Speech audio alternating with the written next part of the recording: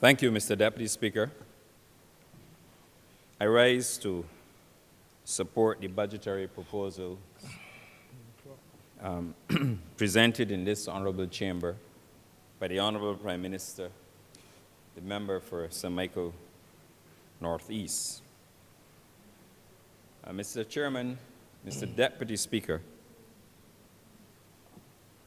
before I go into my fuller presentation, I would like to take this opportunity to thank the constituents of St. Michael West Central, who in their numbers came out and supported me in the last election, causing me to be here in this August chamber once again. So I would like to express my thanks to them and also to my campaign team. Somebody who was also very close to me in the campaign and who served in this honorable chamber before he retired. I refer to the former honorable member for St. Michael North. I would like to express my deepest gratitude to him because he too would have helped me as a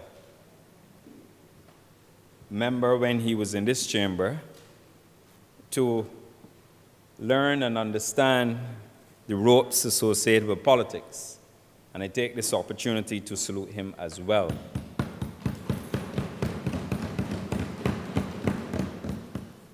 He's one person who I can say came to politics. Nobody had a bad word to say about him in the political domain. He came with his character intact and he left with his character intact. And I also would like, Mr. Deputy Speaker, to express my thanks as well to my predecessor, the former member of Parliament for the City of Bridgetown, for an outstanding job in leading in the COVID-19 pandemic. Mr. Speaker, we went through a campaign, and during that campaign, we had the opportunity to discuss issues and to present proposals to the people of Barbados. And during that campaign, it was almost like there weren't any issues because the Barbados Labour Party did an outstanding job in the first term in managing the Barbados economy, picking up from where it was and directing it and taking it in a new direction. So much so that I believe that we made the job look so easy, so simple, that people couldn't understand how we got it done. And Mr. Deputy Speaker, we went through an election campaign where we didn't have many issues to deal with roads and water and public transport. In fact, there were none issues in my opinion. And this was due, in my judgment, to the government being responsive, having listened, having talked to the country, and having talked through issues with the people of Barbados. And I dare say that as long as we continue to be responsive, as long as we continue to listen and respond to the people of Barbados, I think we will continue to earn their trust and their confidence. And that was confirmed during the last election campaign when we were returned to office. Mr. Deputy Speaker, the budget presentation last Monday, in my opinion, was a response to the reality of what a small, developing country is now faced with as a consequence of the global events. So that when the Prime Minister came to this chamber and announced the incentives for the electrification of vehicles in Barbados, you couldn't help but to congratulate the Honourable Prime Minister for using the occasion when oil prices will continue to go through the roof to incentivize a population to go the route of energy-efficient vehicles. That was a response to the realities that we are faced with today.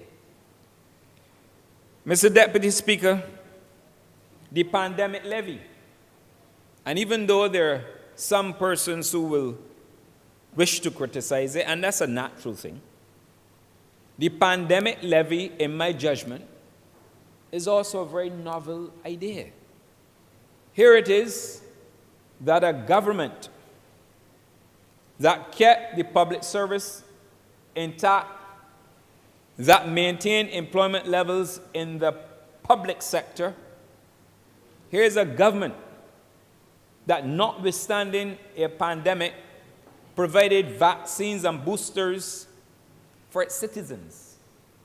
A government that secured the future of Barbados, and they did so at a time when we had less revenue than we have had in a long time in Barbados. And that's why I say that this budget was a response to the realities that we are now facing as a result of the global disruption. So that if anybody were to complain, and I think there are a few of those, we have to remind the country that we went through a pandemic, that we managed the pandemic well, and that we provided hope for people in very difficult times. Now, this global disruption, as we all know, will cause oil prices to increase, and ultimately the cost of goods to increase.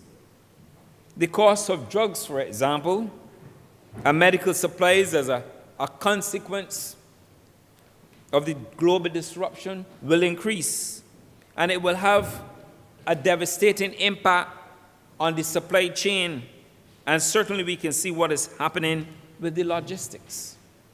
We have a situation where we have looming on the horizon the microbacterial resistance, which could potentially become a major event in Barbados.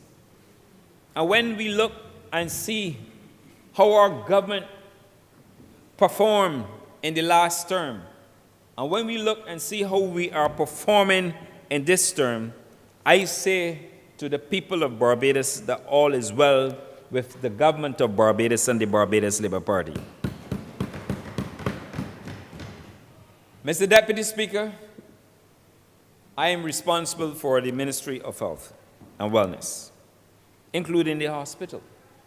And we know that the government does not have unlimited resources, and therefore the call on government for additional revenue, especially at this time, will be difficult. And therefore, accountability, cost containment, out-of-the-box thinking, reduction in leakage, new purchasing practices, to mention a few, shall be the center of our operations within the Ministry of Health. Because, like I said, we cannot, certainly in the Ministry of Health, have an unlimited call on the cash flows of the government.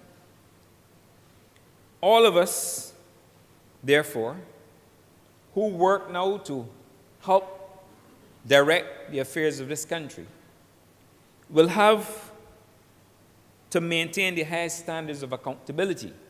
And I start with me, Mr. Deputy Speaker, as a minister in my ministry.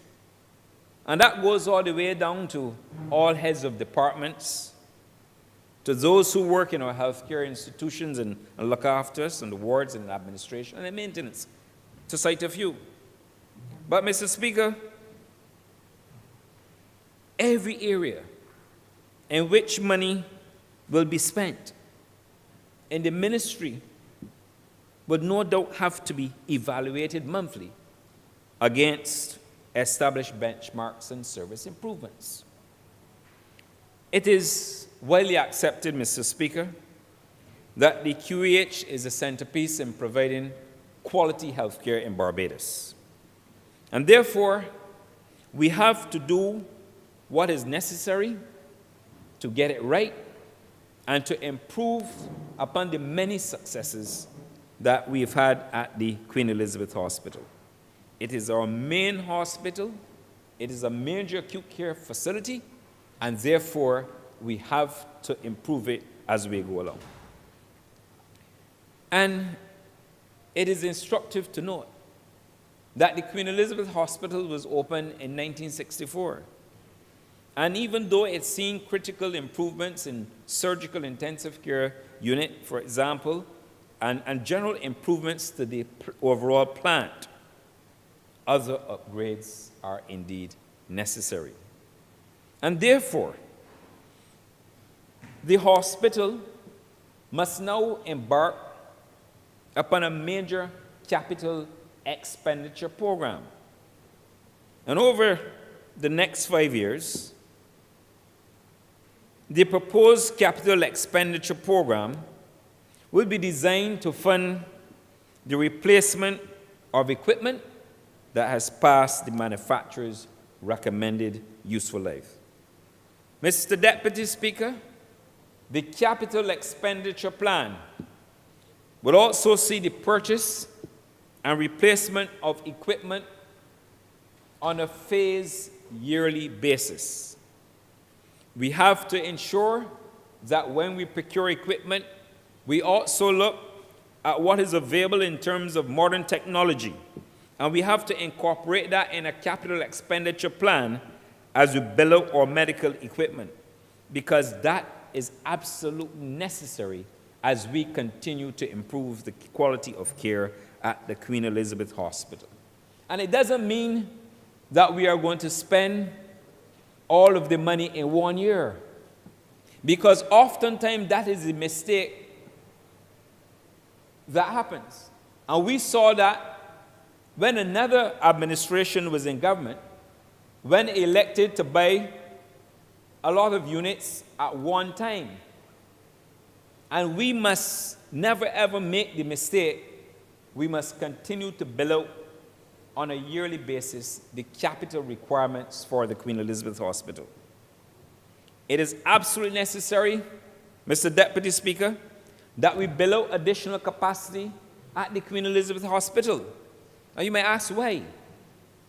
The time has come where we have to look and see how best we can build out additional capacity, be it across the street, so that we can free up additional space that we otherwise occupy for offices to ensure that we expand the range of clinical services that we have at the Queen Elizabeth Hospital.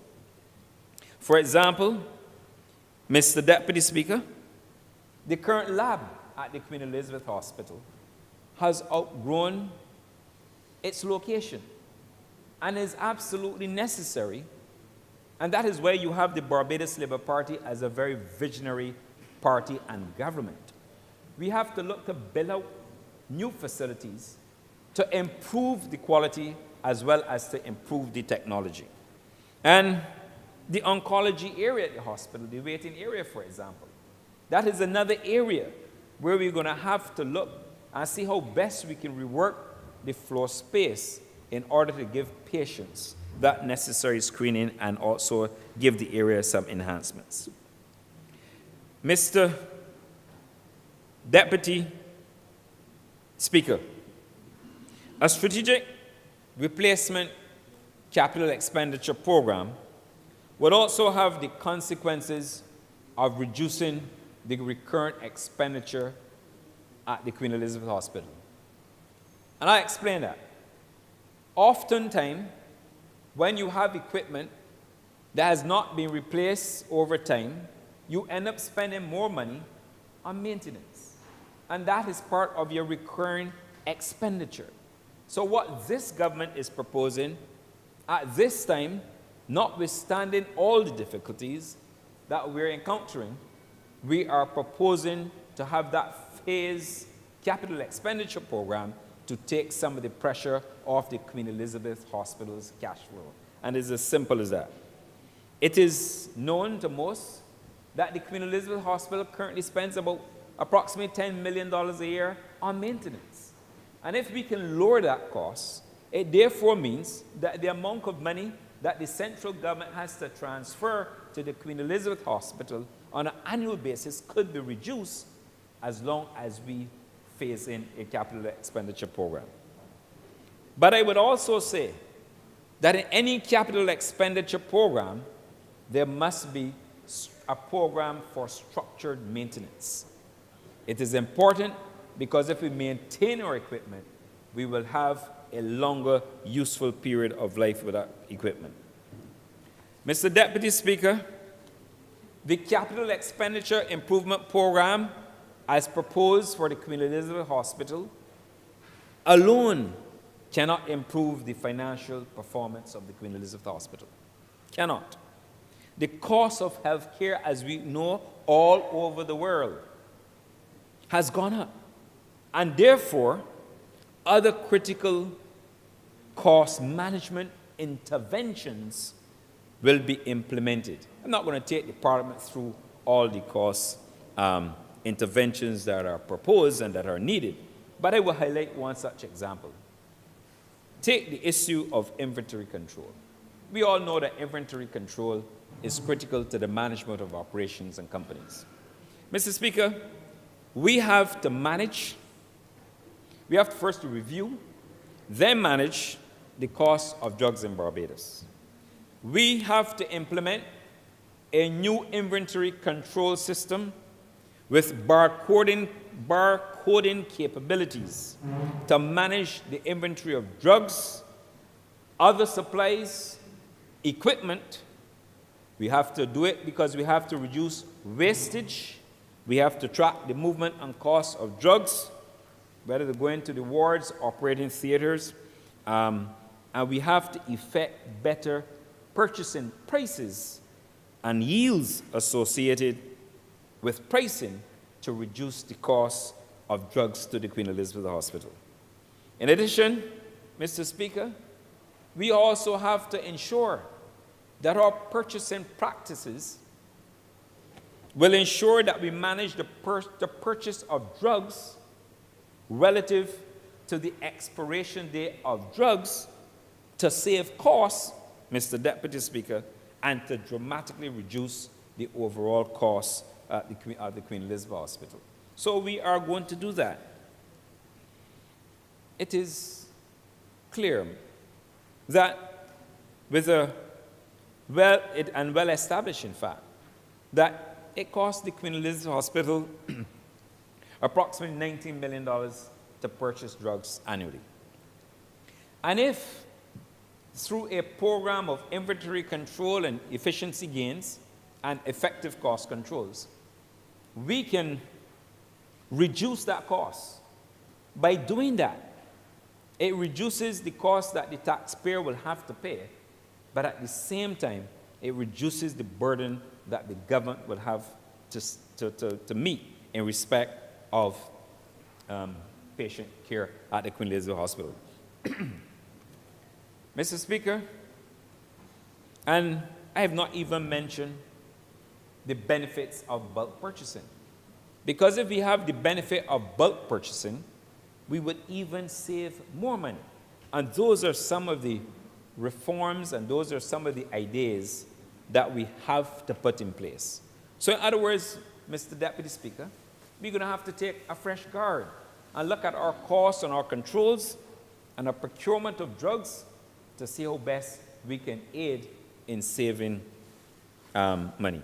We are not going to compromise, Mr. Speaker, patient care. And that is clear. We are not going to compromise patient care. But what we want to do, and it's not novel, it's nothing new, we want to implement a program where persons who have personal health insurance can use their health insurance when they go to the pharmacy to assist with the reduction in cost to the community hospital. You're not asking them to pay. We're asking that those who have personal insurance can help the hospital to reduce its costs by utilizing their personal health insurance. And we are going to obviously have the required public education program in order to facilitate this.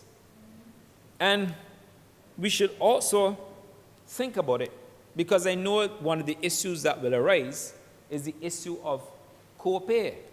And oftentimes, if you present an insurance company, will say, well, it's 80%, but you have to pay a 20% co-pay. But that is an internal issue that can be settled on the co-pay. But I make the point that 80% is greater than 100% of zero. And if we can do that, I think it will help contribute to the improved operations at the hospital.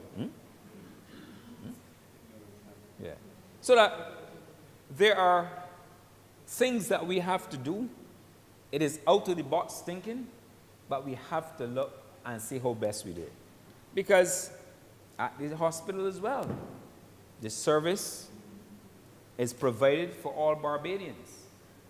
But if we can find a system, a way of encouraging Barbadians who have personal health insurance to use their personal health insurance at the hospital, I think that will go a long way in terms of helping us in respect of the benefits. Mr. Speaker, Mr. Deputy Speaker, if we can do that, I am sure that it will reduce the burden of the taxpayer has to pay. And like I said, it is simply a matter of how you manage it, and it's simply a matter of how you communicate it to the country. The cost at the Queen Elizabeth Hospital, to run a hospital in Barbados, the public hospital, is about $200 million alone. If you factor in a capital expenditure program and you were to say let's average at 7%, that 7% would probably yield you another $14 million. And in total, to run the hospital plus a capital expenditure program would be $214 million. But a government can't transfer $214 million to the Queen Elizabeth Hospital at this time, when it has other ministries and agencies and departments of government that require funding as well. And we have to look at the total picture and see how best we can make this work and make it a fit for the country. So that if we can find opportunities to reduce costs, to enhance efficiencies, and to make the Queen Elizabeth Hospital, through efficiencies, less of a burden on the consolidated fund, that would certainly go a long way, I think, Mr. Speaker. It is clear, Mr. Speaker, that there's a lot of work that we have to do. And we are going to do it in the interest of Barbadians. And I say to Barbadians that is absolutely necessary that at this point in time, that we look, that we see what has to be done, and that we do what is required, especially in these times when there's so much uncertainty in Barbados. Mr. Deputy Speaker, it would be remiss of me as well not to say to you that the Queen Elizabeth Hospital is going to implement a new electronic records patient management program. And in doing so, thank you. Thank you. And in doing so, that program would help us with the management of patient records. It would then be extended to the polyclinics, and eventually we would wish to extend it to doctors, obviously with the required levels of security. We also have to ensure that we improve customer service. And I had the opportunity to visit the Harrison's Point isolation facility. And in visiting that facility, I recognize that they have a wonderful program, a client relations department, which is essentially a customer service department, but more with an interactive intervention. And I believe, Mr. Deputy Speaker, that that program should be replicated at the Queen Elizabeth Hospital, because what is critical, especially in a hospital, is to ensure that you have people who can interact with persons. If they have any questions, deal with them. If they have any concerns, manage their concerns. If they have any queries, get back to them. And that is what we will have to do at the Queen Elizabeth Hospital. Honourable member, you have 5 more minutes. Thank you, Mr. Deputy Speaker. And I know what is at stake. And what is at stake now in Barbados is the ability to ensure that we manage health care.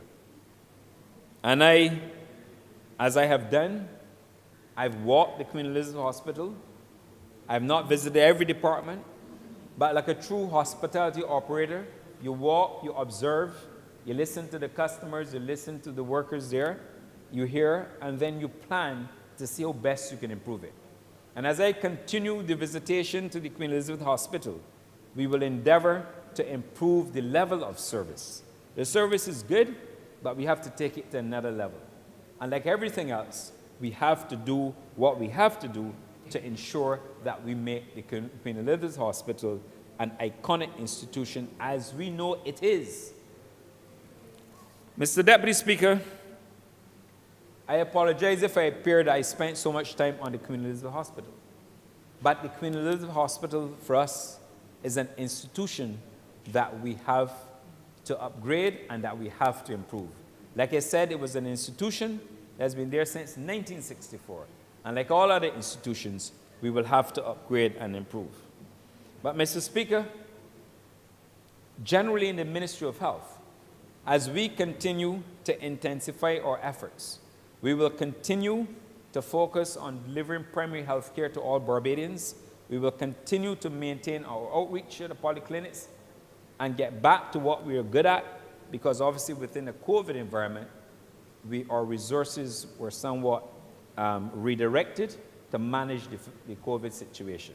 Now that is coming under control, the ministry will get back to what I refer to as its non-COVID agenda.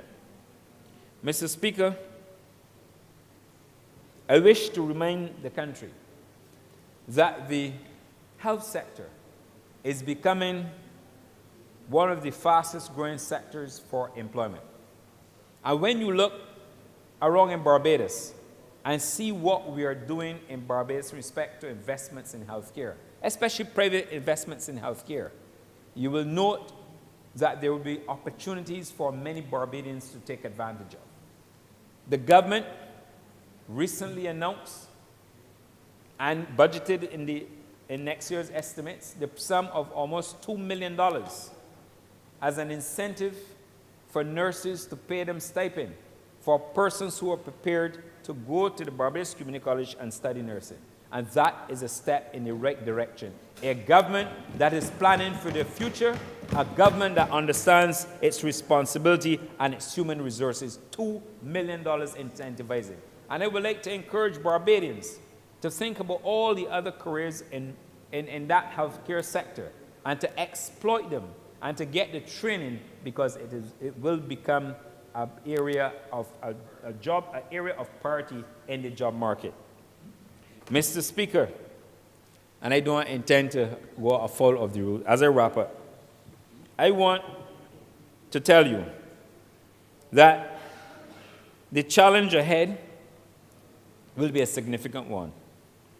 But I am confident that the skills that I developed in the private sector will see me through. It is not going to be easy.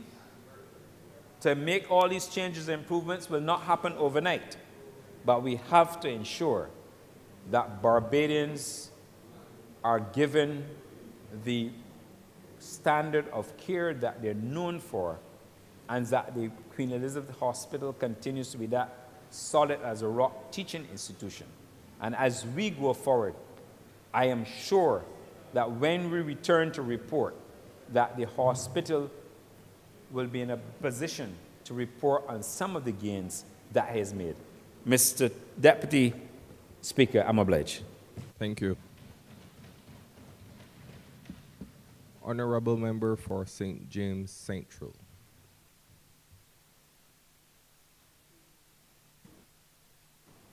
Thank you very much, Mr. Deputy Speaker. As I begin, sir, let me lend my voice on behalf of the people who were gracious enough to reinvest their confidence in me, the good people of the constituency of St. James Central. Let me, sir, lend my voice of congratulation to the Honourable Prime Minister, and by extension, sir, the Honourable Minister in the Ministry of Finance, for the craftsmanship of this very progressive and visionary financial statement which we are debating tonight. Mr. Speaker, sir, I do not say those things out of empty adulation for the work done by the Honourable Prime Minister and the Honourable Minister in that ministry. I say so, sir, on the basis of the empirical evidence of the extent of myopia which exists on the other side of the political fence.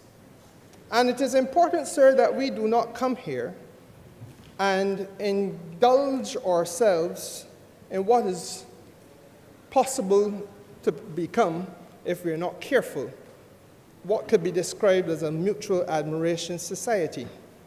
Because on the outside, ex cathedra, this House of Parliament, sir, there are those elements who continue voluntarily so to be agents of disinformation and misinformation, and that is to put it at its best. If I put it, sir, at its lowest, there are persons who are abjectly unaware and ignorant of that which is taking place in this country and do not want to improve their status and their lot.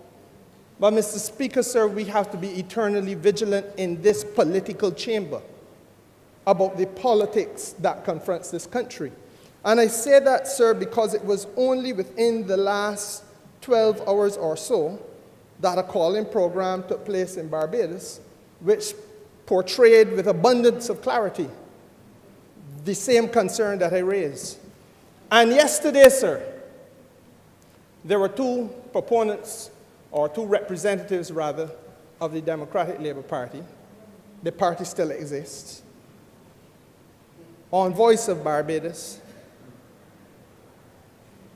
making their contribution to what was purported to be a people's reply to the budgetary statement by the Honourable Prime Minister. Now, sir, I will not offend your ears, or by extension those of the Honourable members of this House, by getting into that which they engaged in. But suffice to say, sir, that part of this journey of transformation, I am now abundantly satisfied, part of this journey of transformation must include the constant re-education of the people of this country so that they can be on their guard. They must be kept on their guard, sir, against the charlatans and the political three-card men who will run amongst the people of this society.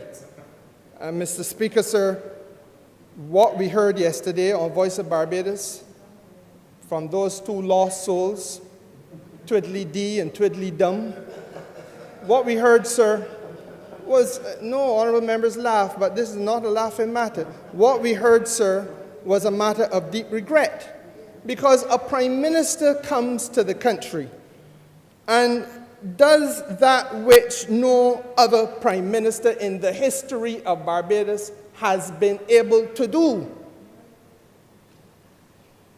And let me be specific on the 2 counts.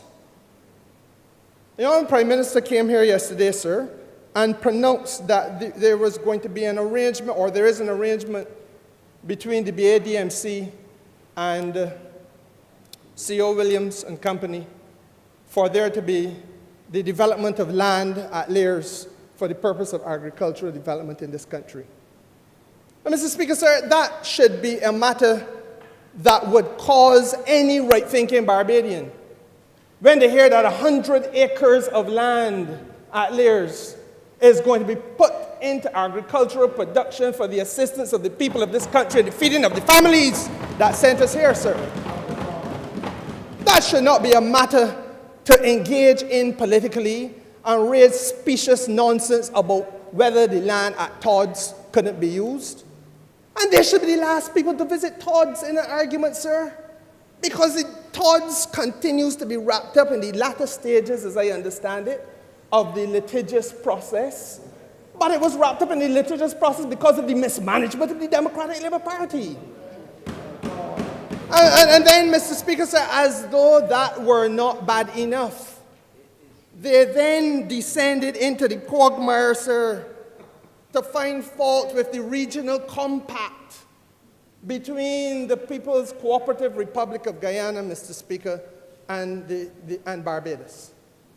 And what is that compact? That Barbados will become a logistical hub in which Guyanese food product would come to Barbados. It would be blast frozen. Mr. Speaker, sir, it would be stored, it would be packaged, it would be redistributed out of this country, well, first of all, across this country, and then out of this country to the wider CARICOM basin. Mr. Speaker, sir, it is an idea whose time has come. That is not something to find fault with and to make sport at. So that goes to the gravamen of emancipating ourselves from the shackles of dependency that have stymied the development of this country. And by extension, Mr. Speaker, sir, I must speak to you as a minister, designated senior minister with responsibility for the productive sector. It is an empirical fact, sir, that our productive sectors have to have their potential unleashed if it is that we are going to be able to maximize the revenue earnings of foreign exchange that this country must be able to reach. And that is what these interventions in the agriculture sector have been designed to do. Well, Mr. Speaker, sir, this is something that when I was a boy, a youngster at university, not a boy, not so long ago, I read Professor C.Y. Thomas, Mr. Deputy Speaker, sir. I read Professor C.Y. Thomas on this issue. I read the erudition of Professor Norman Gervan on this issue, Mr. Speaker, sir. Professor George Beckford on this issue, Mr. Speaker, sir. Those were the academicians that were postulating exactly what the Prime Minister of Barbados came to this Parliament and articulated 2 days ago. But beyond that, the political giants of the Caribbean, the founding fathers of CARICOM, Errol Walton Barra, now the Right Excellent Errol Walton Barra, and Forbes Burnham in Guyana, they were aspiring to achieve that which Mia Amor Motley, the Honourable Prime Minister of Barbados, was able to achieve here yesterday, or day before yesterday, Mr. Speaker, sir. And if you for a moment doubt, because there are too many within earshot of my voice, not in here. The people of Barbados were wise enough not to allow them to come in here. But too many within earshot of my voice, sir, who no longer read. And because they do not read, sir, I must read for them. And I'm going to quote, Mr. Speaker, sir, an extract from a speech given by Errol Barra. It is called Caribbean Integration, the Reality and the Goal. It was issued, sir, in Georgetown, Guyana, on the 3rd of July, 1986. And it says, Mr. Speaker, the University of the West Indies has provided us over more than one generation with some very remarkable social scientists. I recall with certain pride the excellent work which was done by the New World Group over the 1960s. Every major sector of our economic life has come under their scrutiny: sugar, bauxite, oil, tourism. There was, however, no link between that great storehouse of knowledge and the toiling mass of workers who are the motor force of this society like any other. The analysis may be brilliant, the recommendations are very ingenious, but these will serve a very limited purpose if their content does not become an essential part of the consciousness of the working population of this region. This has been the curse of our society, sir. This is Arabara. This has been the curse of our societies. That division between those who work exclusively with their brains and those who we think work only with their hands, when the truth is that all men and women, irrespective of occupation, have to work with their brains. But this division of labor has made us most vulnerable where we need to be the most resilient. And I speak specifically of food and food production, because that is where we are the most vulnerable as a region. It is as though we had chosen to betray the blessings which God and nature have bestowed upon us. Surrounded by the richest of seas, we condemned ourselves to the importation of fish. Our lands can provide almost every known food crop, yet we persist in the luxury of imported vegetables. That, Mr. Speaker, sir, was Arabara in 1986. Speaking, sir, to that which the Honourable Prime Minister of Barbados laid in this House, a plan, sir, a concrete plan for the reversal of a suicidal tendency which has pervaded our history, Mr. Speaker. And I cry shame.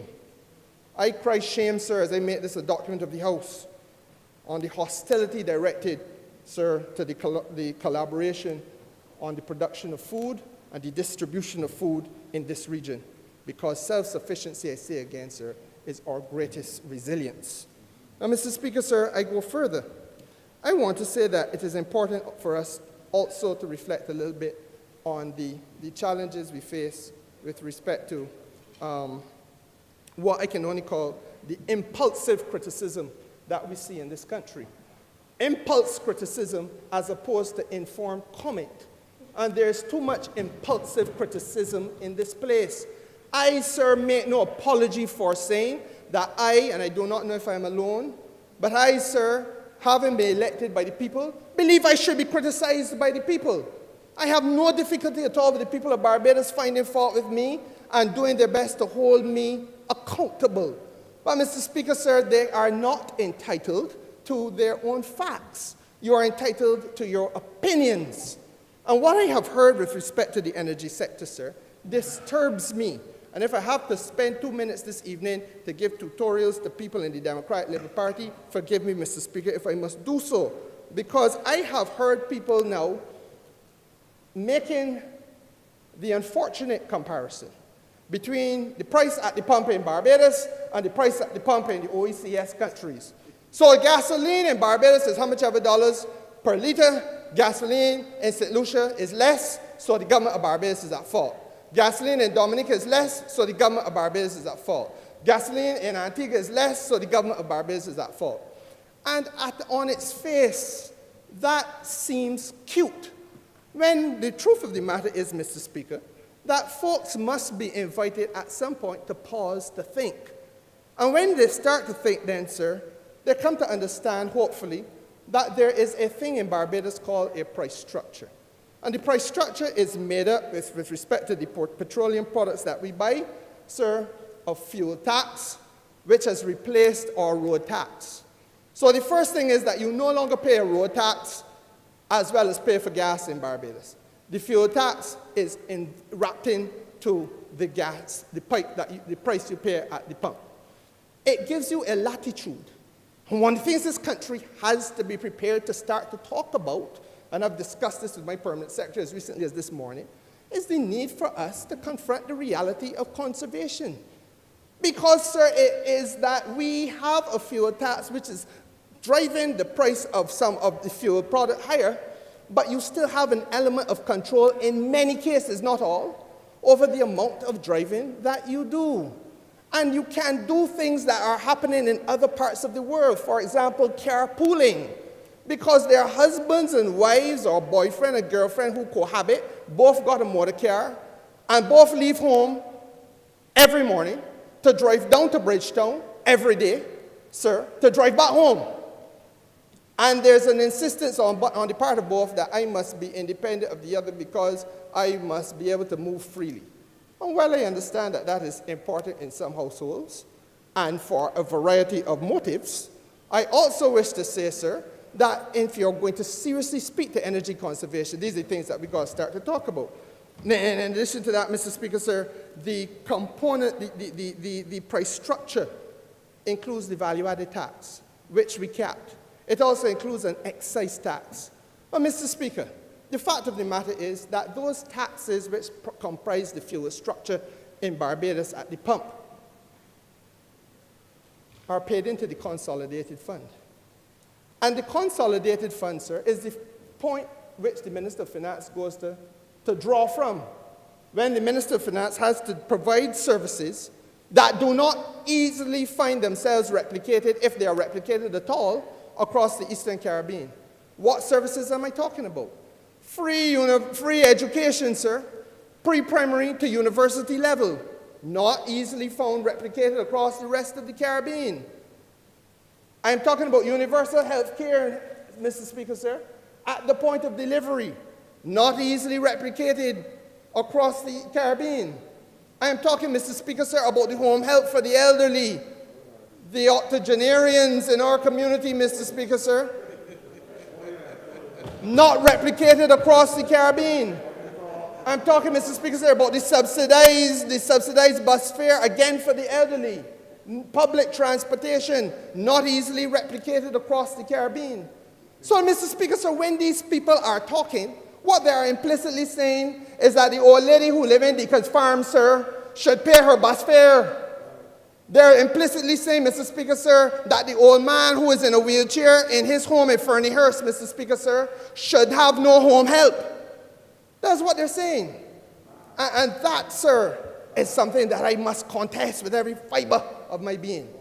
Now, Mr. Speaker, I am mindful that the clock tends to race, and I have to keep a pace with it.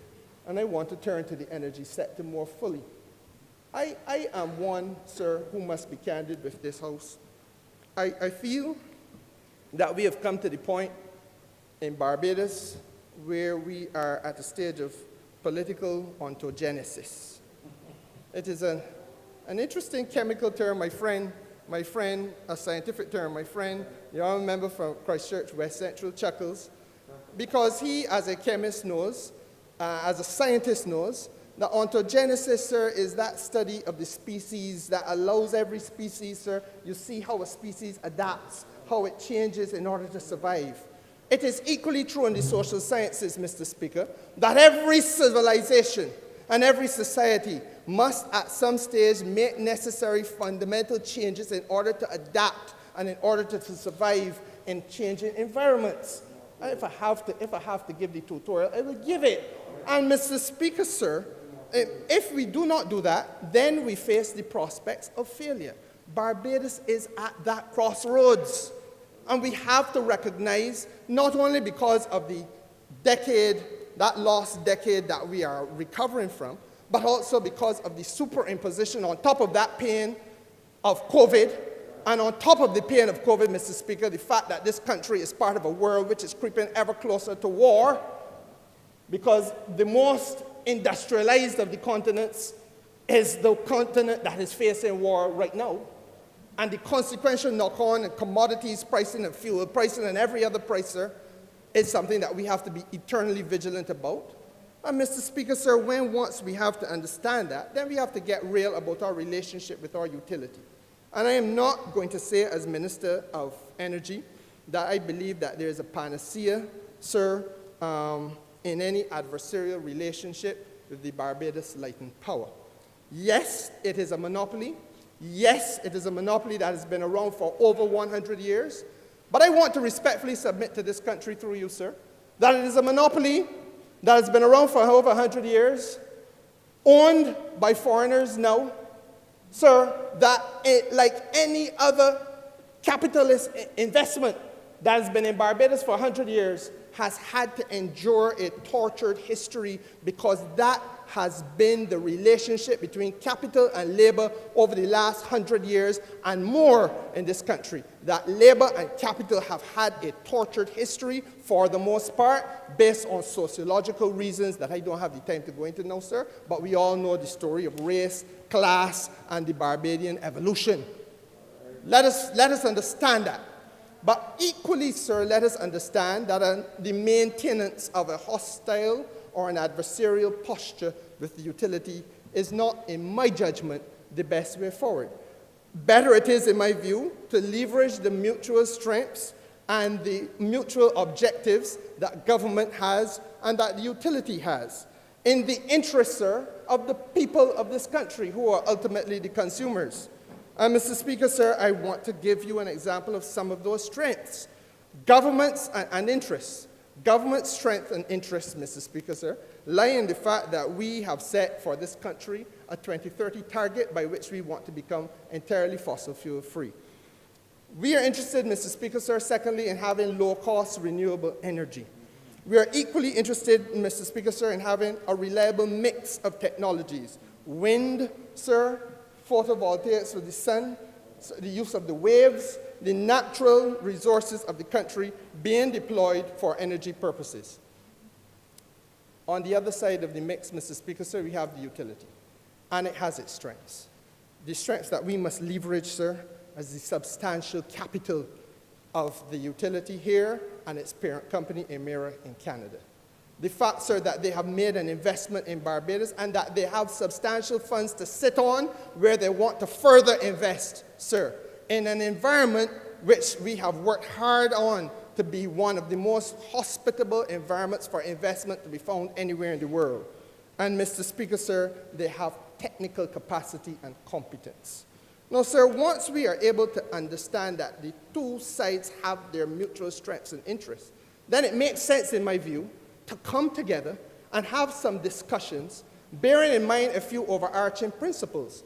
And the Prime Minister outlined the most overarching of the principles, which is that at no stage, Mr. Speaker, sir, can we forget that all Barbadians must be part of this journey to transform energy in this country. And if I could add in my little bit, Mr. Speaker, sir, it is my position that there should be no energy poverty in Barbados, that there must be equality of access and opportunity for all to sit at a table. This Barbados must not be like so many other instances where in the energy history of the world there have been those who have and those who do not have, and never the twain shall meet. Having set that position, Mr. Speaker, sir, I believe that it is clear that the Prime Minister has gone once again where no others have been able to go. Because what we have heard this week is a Minister of Finance, for the first time, I believe, in the Caribbean, making the statement that as of right, all householders must have access to the energy benefits of the country, as of right. And it therefore means now, sir, that we in the Ministry of Energy must move towards automaticity of the applications, and that the process that we inherited, and let us remind the Democratic Labour Party, because I find, sir, if I can say so respectfully to my colleagues, that sometimes we talk in here as though we forget we're in a political institution. It is a parliament elected through a political process. There was a Democratic Labour Party government in which the minister responsible for energy was the Prime Minister, Frandl Stewart. And when we came to office, sir, these people who clamor now for there to be more applications rolled out faster. And I am the first to say we're going to go faster and faster. We're at the rate now of doing 400 or 500 every month. But, Mr. Speaker, sir, when we first came to office, the Honourable Member from Christchurch East was the first Minister of Energy under this administration. He will bear witness to the fact that they were producing energy licenses at the rate of 68 every year. Every year. Now we are at the rate of doing 500 a month, Mr. Speaker, sir.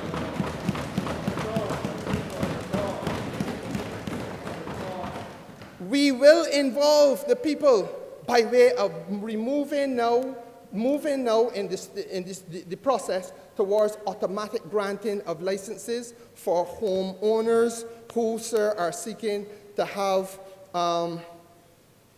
photovoltaics installed on their roofs, but it would have to be, sir, subject to certain specific conditions of the application process. Because you must have a clearly defined, and we will have to work this out, the size of the property and the amount of allocated PV for each property, depending on its size. But, Mr. Speaker, sir, what is the next thing? We have to have a conversation, sir, about the public benefit and how the public benefit can be shared. And I am determined, sir, that there must be a public benefit which is shared equitably. And of what do I speak? Let me give you an example.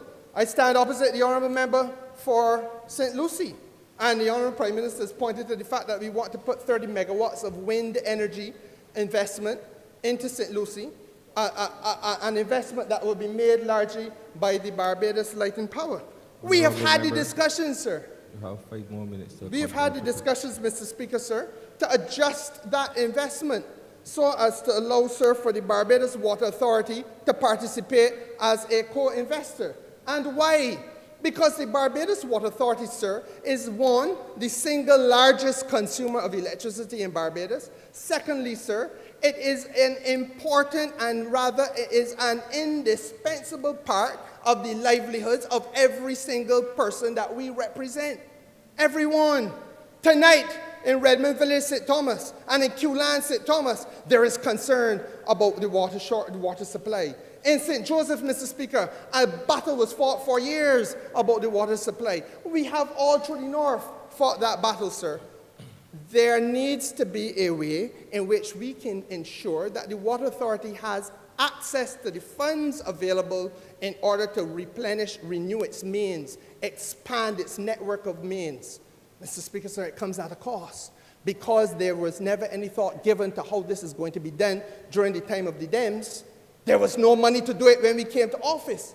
We have miles and miles of mains, nearly 1,600 kilometers of mains across Barbados that are over 100 years old and need to be replaced. But by allowing the Water Authority to be a co-generator, plugging into the grid, deriving some benefits from being on the grid, Mr. Speaker, sir, that financial benefit and reward, that return on investment is now able to be plugged into the mains replacement program, taking it off of the backs of the people that you represent, sir. And Mr. Speaker, sir, as I close, let me speak a little bit to the need for public co-investment, because you heard the Honourable Member speak about battery storage. It is essential if we're going to have grid stability with renewable energy, that when you have the variations, it is not always a windy day, it is not always a sunny day. And you must have that stability by way of your battery storage, that you can then make your adjustments easily. Well, Mr. Speaker, sir, the investment in battery storage for Barbados is going to be over 200 megawatts. It runs into hundreds of millions, if not billions of dollars, sir. Where's the money to come from?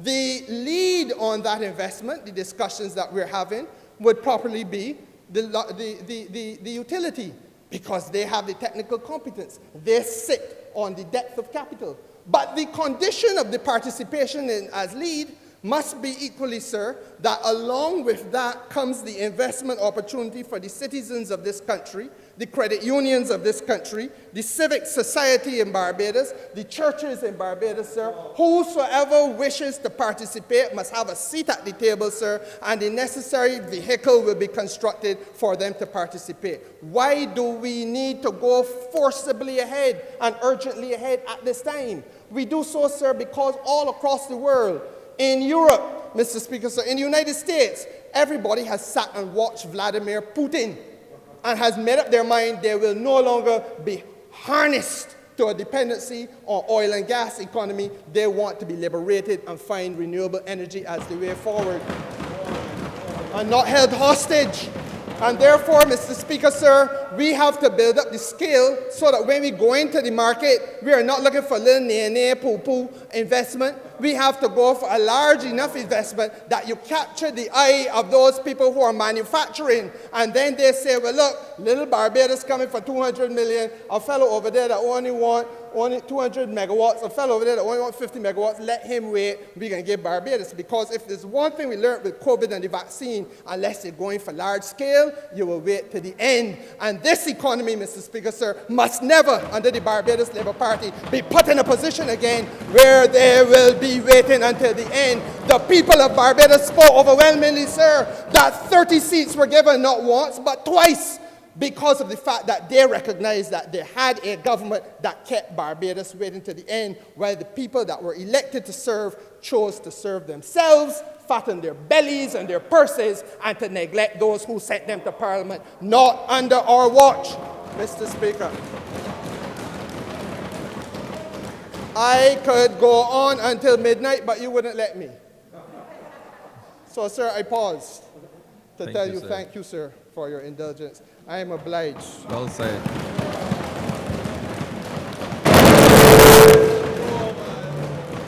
Honourable member for St. Michael Southeast. Thank you, Mr. Deputy Speaker. It's starting to feel as though this is the beginning of the session and not the end, and it is a good feeling indeed. I want to take this opportunity, Mr. Deputy Speaker, to congratulate the Honourable Prime Minister, member for St. Michael Northeast, on what I think unanimously has been a very balanced budget. When we look at the lead up to the presentation of this budget, all of the commentary seemed to suggest that there were concerns as to what was going to be in this budget. And it was reasonable for the public to question what was going to be in it, simply because we had been, as a government, trying to grapple with all of the challenges that have confronted us as a result of the COVID-19 pandemic.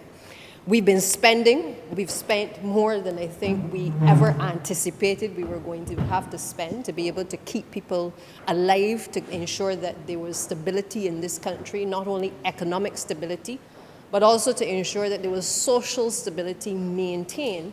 And as a consequence, we ended up having to do a number of programs that at the end of the day, in normal circumstances, coming into an IMF program, we would have been told we can't hire these people, we can't put people on contract work, we can't have people in MTW coming in to clean the roads, we can't ensure that we bring on community health workers to be able to make sure that during one of our most difficult times that our elderly people were being cared for within their homes. Equally, we would have been told that we couldn't engage in an activity which would ensure the beautification of the entire country. And I want to say tonight that Barbados has never looked as clean and as beautiful as it does today. And kudos to those workers from across the length and breadth of Barbados who rose to the occasion in those difficult times to be able to help us to stay the course and to ensure that Barbados remains stable. But as people tried to understand what coming in this budget, they tried to understand how could we be spending all of this money over the course of the last 2 years and not come in a budget and squeeze a little bit more out of the people of this country. Because the money has to come back from somewhere. You can't spend all this money and not know exactly how you are going to pay for it. And the good thing about this administration is that we have talked the country through not only what we intended to spend, but we also taught the country through where we were trying to get the funds from in order to be able to stabilize the economy and to maintain the society as we would want to have it. But what is interesting is that perhaps the biggest bugbear for many Barbadians was the cost of fuel. And in one fell swoop, we took the position that we had to make sure in this budget that if we can't control the price from which we are purchasing, but we can certainly control the price from which we take from the consumers in Barbados. And that, I believe, speaks to the fact that when we hear the talk about a balanced budget, a budget that is for all Barbadians, if you start with just that basic principle of what will touch almost every single Barbadian across this country, people understand that being able to go to the petrol station and now find themselves, as of it is midnight tonight, that they are now in a position where we have capped the dollar amount of the VAT payable on petrol to 47 cents per litre from the 61 cents effective tonight for the next 6 months. That speaks volumes in terms of this administration's commitment to the people, that we were listening. And it is not only the Honourable Prime Minister that I believe requires our congratulations in this chamber, but the entire economic team. Because at the end of the day, while the Prime Minister is brilliant, and we all know this, and the entire world knows this as well, you still have to take the advice from all of the persons who also interact as well with ordinary Barbadians, the Cabinet of Barbados, the economic team. And these are the persons who influence and advise as to how do we maintain that balance in an environment where we have to hold strain on one hand, but we still have to ease the pressure on ordinary Barbadians across this country. And sir, as I listen to the reaction of Barbadians, I mean, if you talk about the taxi operators, people will always want you to go further. They will always want more. You give them an inch, they want to take a mile. But the truth of the matter is that what we have done with that one initiative is send a very strong message that we have listened and that we understand that if your input costs are so high and so prohibitive, you're going to find a way to pass it on to the consumer. You're going to be frustrated. It is going to have an impact on how you deal with your family, how you deal with people around you, how you deal with even on the road, how you engage with people as you're driving on the road, because you are frustrated by the very fact that you're not taking home the amount of money that you believe that you should to be able to feed your family. Now, we also went a step further because we understand that if we allow containers that the suppliers have purchased to come with foodstuff to come into this country, and we don't take some kind of step to be able to ensure that the costs of the goods coming out of the port remain reasonable to our consumers, that we then add another layer of burden on an already burdened people. So what does the Honourable Prime Minister and the economic team do? They seek in this particular budget to be able to put a cap on the amounts that these persons pay to bring this food into Barbados, because we all understand the difficulty of getting containers to Barbados. We all understand the difficulty in shipping, because every day across ministries, you are frustrated in relation to bringing in equipment or in bringing in supplies because of the difficulty and the cost in accessing the very basic things such as a container. So we understand that if we do not ease the pressure off of the very people who are the middlemen in terms of supplying to our constituents, to our ordinary Barbadians, to make sure that people in the hotel sector are able to get things on their table, that we will find ourselves in a situation where, again, we will have that instability existing in the country. And just again, by that measure, we have demonstrated in this budget that we have not only listened, but that we also care sufficiently to level the playing field so that that cost is not passed on to the consumer.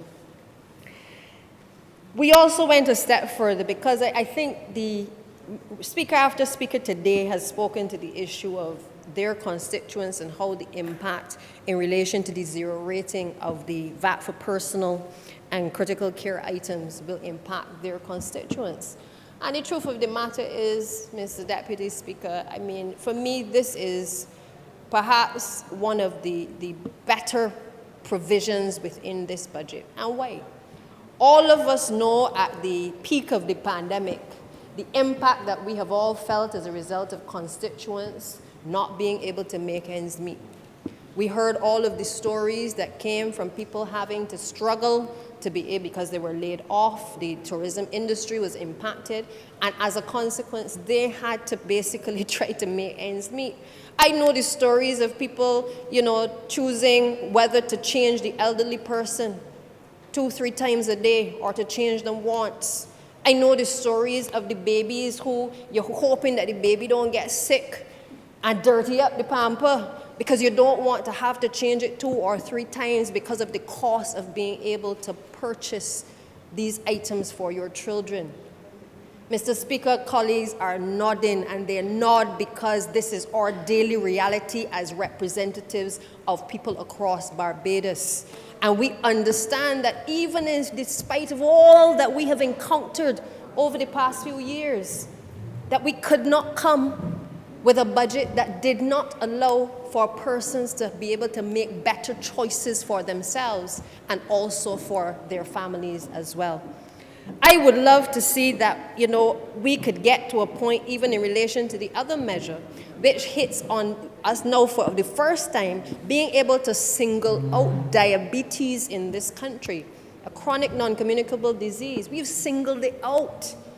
We could have singled out 10 other chronic non-communicable diseases, but we have singled out diabetes because we've all grown up hearing that we are the amputee capital of the region, and in some cases of the world. All of us know people who end up with diabetes because of and I'm guilty of it too, because I love a snow cone when the opportunity presents itself, but I do it in moderation. All of us know we like to taste the tamarind balls, and we like to taste the things that we've traditionally grown up with. But what this budget is also signaling is that the time has come for us to look critically at what it is that we have to do to stop the expenditure in the way that we have been outlaying these costs in relation to taking care of the sick people in this country. If nothing else that this pandemic has taught us, it is that when this pandemic is over, that we still have to deal with the issues at the hospital in relation to people getting appointments. We still have to deal with the issue of the surgeries being put back. We still have to deal, as we heard earlier from one of the members, that you have situations where people have put off their care over the course of the past few years simply because, not they didn't want to go to the hospital, but simply because they couldn't go because of COVID. Because they're more feared catching COVID than they feared the word being told to them that they may have had some chronic disease. That is what we now have to deal with. And the fact that this budget has taken into account for the very first time that we have to be able to single out what is our greatest bugbear in this country and be able to wrestle that to the ground by making sure that people who are suffering with chronic illness such as diabetes, that they have access to the basic items that they require in order to manage their care. But it goes further, Mr. Deputy Speaker, because some of the same items that are on the list, things like the Ensure and the Pediasure and all of those things, are also relative to cancer patients as well. And I have spoken in the estimates debates previously when I came back from my own illness, and I have spoken to the fact that we have to make the things that are necessary for persons who are suffering with any illness affordable. The truth of the matter is that when you look at the persons who undergo cancer, they have to pay for things like Ensure. They have to buy things like Biotine toothpaste in order to make sure that the ulcers in their mouth doesn't irritate their mouth more. They have to make sure that they have cuticle creams to make sure that when the fingers start to be affected by the chemotherapy, that they're able to make sure that they don't drop out. These things come at a cost, Mr. Deputy Speaker. And I believe that in the same way that we have started in this estimates debate to be able to look at things that can impact on persons who are suffering with diabetes, it begins the conversation as to the things that we have to do with all of the other chronic non-communicable diseases. And I know that the cancer plan is in motion, but I want the cancer plan to come a little faster. Because every day I encounter people who not only speak of their experiences within the hospital, but they also speak to the simple things in relation to the cost of caring for themselves. And people make decisions not because they can't do any better, but they make decisions as to whether they're going to continue with the treatment, if they're going to continue with expensive treatment and expensive care, or whether they're going to just, give up. And many, too often, Mr. Deputy Speaker, are giving up because they cannot afford to be able to sustain themselves on a regular basis to afford these basic necessities to keep them alive. I believe that this is the beginning of what we must now drill down even more. And I don't think it has to wait until the next budget for us to start to look at how do we ease the pressure off of the people who are chronically ill, the people who require the necessary assistance and the support in order to be able to benefit from these measures. Even if you think of the fact that this measure leads in now to the whole issue of what we eat and how we eat. We've addressed it in this budget as well, because the wider message of these budgetary proposals is also sending a message that we are tackling chronic non-communicable diseases, but we also want Barbadians to eat healthier. And if we want you to eat healthier, we have to put the mechanisms in place to enable and to empower you, not only in your households, but also if you are interested in entrepreneurial activity as a farmer, we got to make sure that you are put in a position to want to be able to grow what you eat and eat what you grow. And if we don't connect the two in terms of attacking the chronic diseases and also sending the message that we want to make sure that our population lives longer but lives healthier, then we would be remiss of our obligation to the people of this country. I recall a time when the Honourable Prime Minister used to speak about her habits, her bad habits, smoking. And she was able to, again, come clean to the country, bare all, and indicate, look, I had to take a little break.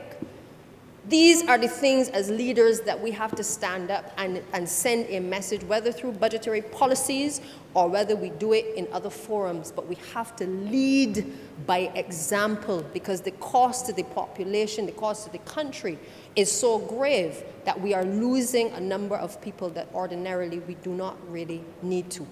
And I believe that this is just the beginning of us being able to see that shift in the mindset. Is going to require, obviously, a lot of public education. I recall my own battles in the Ministry of Education as well, not so long ago, where trying to change the behavior was an uphill struggle.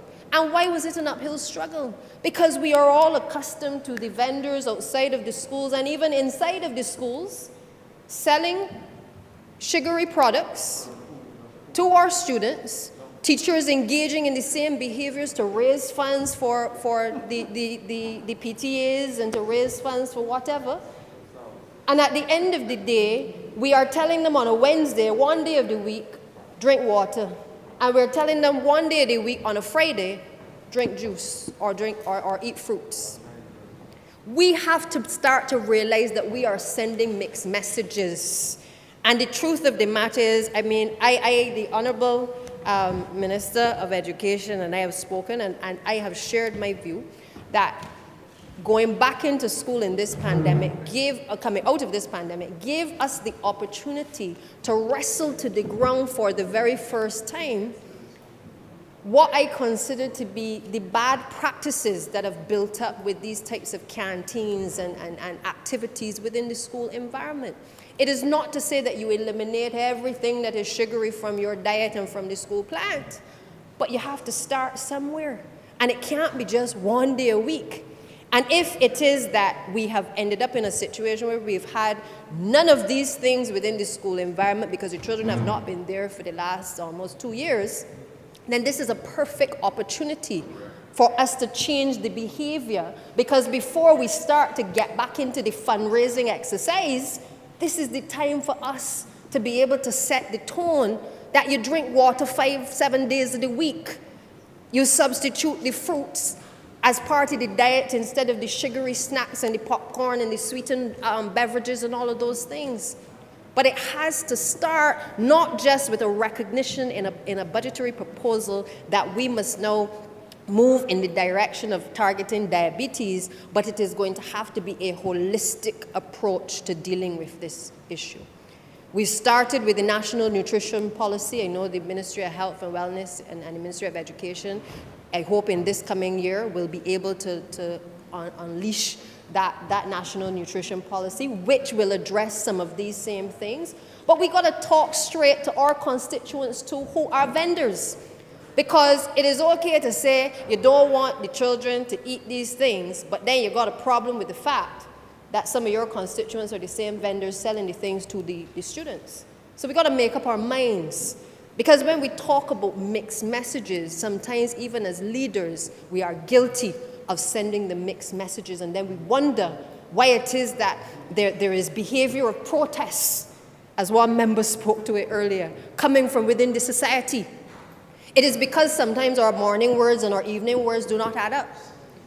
Because we say in one breath, we don't want you to do X, but then when you are in your quarters, you do something different.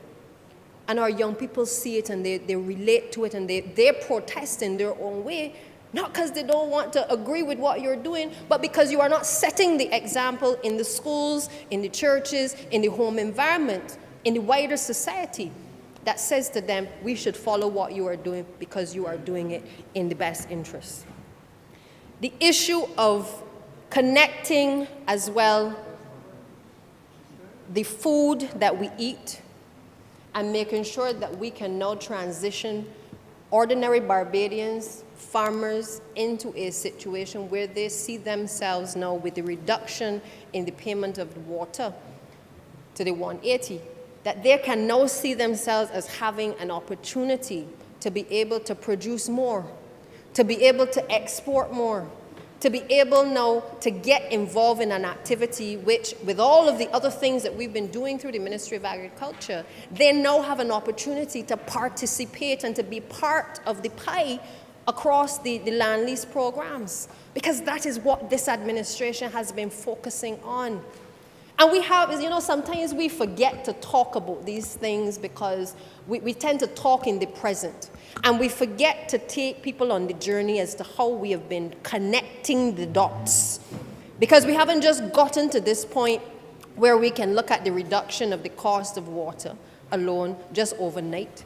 We've gotten to this point because we have looked at how do we energize an agricultural sector that even as I sat in the opposition at the time, that I was, in a sense, berated in this chamber over and over because we could not see from the then Democratic Labour Party administration the opportunities which need to be presented to the people of this country in agriculture.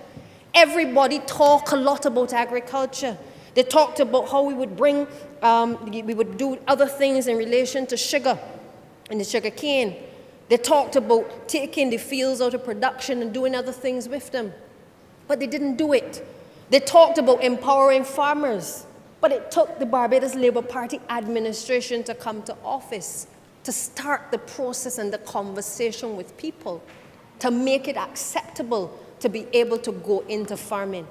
We have started projects that have given, I think, the momentum to the general population to not only engage in the little kitchen garden so that they can grow what they eat and eat what they grow, but also for people to, who have at school been interested in agriculture, but it was not high priority on the agenda of subjects because we've been too busy trying to get them through the system through primary school to pass a common entrance examination. Ignoring the fact that there are some children from the youngest age who have an interest in the ground, who have an interest in growing things and seeing things come to fruition. We forget that there are these opportunities that we must nurture. And I'm glad that between the Ministry of Education and the Ministry of Agriculture, the opportunities have now presented themselves with all that we're doing in the land lease programs to now allow for the master trainers to go into the schools from the very earliest age, from the nursery level to the tertiary level, to be able to help our young people to see agriculture as an acceptable and viable form of employment in this country. It is not by chance that there will be not only a research facility for agriculture coming on stream thanks to the People's Republic of China, but also that we will also in the near future also find ourselves in a situation where we have specialist schools in agriculture. And the framework is there. I know the Honourable Minister will hit the ground running in relation to that, because we understand that if you are going to transform an economy, you also are going to have to specialize at an earlier age to be able to engender the interest from our young people to go into specific fields. When we did the stats as to how many people were interested in agriculture, how many people in Barbados were actually going into agriculture, it was unbelievable. We are not channeling people in that direction, and that time has now come where we must create the opportunities for people to see this as a viable way of being able to make money to sustain themselves, to sustain their families, and to sustain Barbados.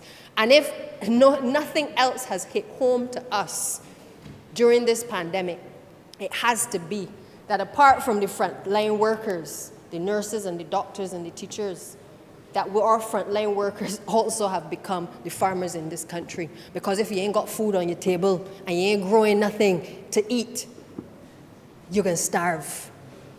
And we understood it when we realized how difficult it was to get resources, to get things to come from across the sea because of the cost of the containers. We understood it, and that is why this administration, almost as though the Prime Minister has some crystal ball, understanding that we can't just plan for today, but we have a responsibility to start to plan for tomorrow as well.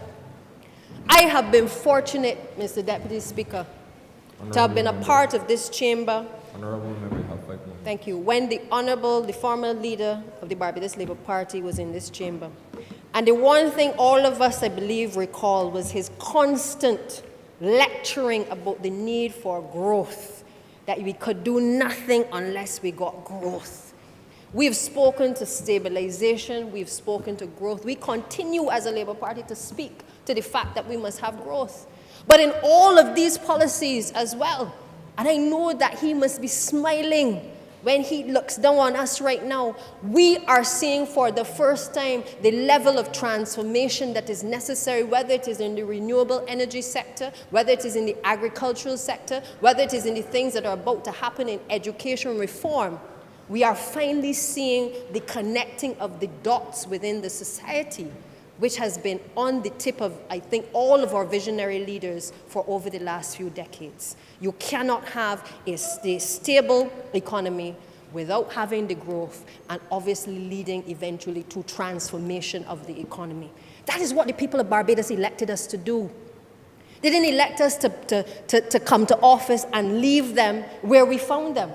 They don't expect of us to come to office and complain about the circumstances in which we have found the economy.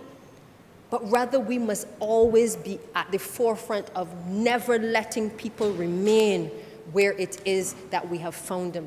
And I believe, Mr. Deputy Speaker, that this budget signals to the people of this country and certainly to the region as well, that we have been listening to the people, that while we have been prepared to spend and to keep things afloat, we have equally been trying our best to make sure that this particular budget is able to hold the people of this country together and to continue to engender in us the confidence that is necessary to continue on this current trajectory. Mr. Deputy Speaker, I again want to commend all of in particular, the junior members who spoke in this debate.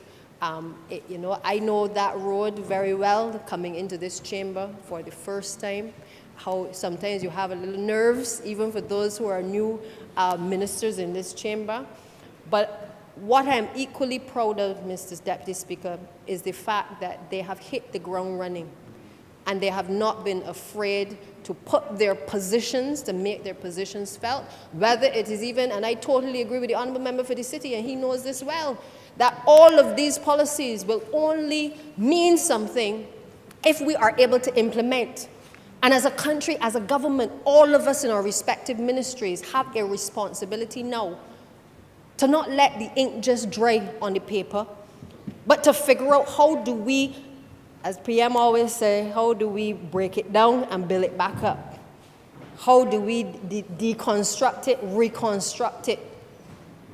And we can only do that if the stakeholders, in particular the public servants, are on the same page with us. Because we set deadlines, as the Honourable Member for Christchurch West does, that sometimes seem unrealistic, it doesn't mean that we don't expect that there may have to be a day or two out in submitting the submissions for comments from a ministry. We get it. We get that things come up.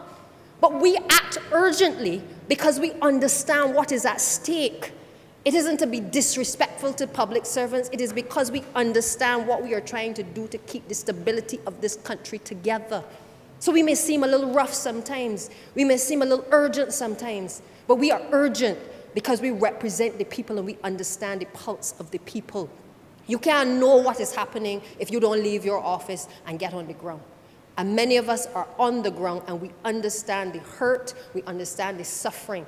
So my one appeal, Mr. Deputy Speaker, before I sit, is that and the Prime Minister has heard me say this repeatedly, that I believe that many of these policies will require us to also ensure that we have the reform within our public sector in a way that allows us to make sure that we have the adequate staffing, that if we have to make readjustments quickly, because the issue is quickly, readjustments can be made, but they often take too long, okay? And by then, Rome has already burnt down. And we need to get to a position where those bureaucratic delays and all of the red tape, that we are able to break it down, because what we have here, I believe, is completely transformational and gives us the opportunity to be able to hit the ground running for the future. I thank you, Mr. Deputy Speaker. Thank you. Honourable Member for St. Joseph.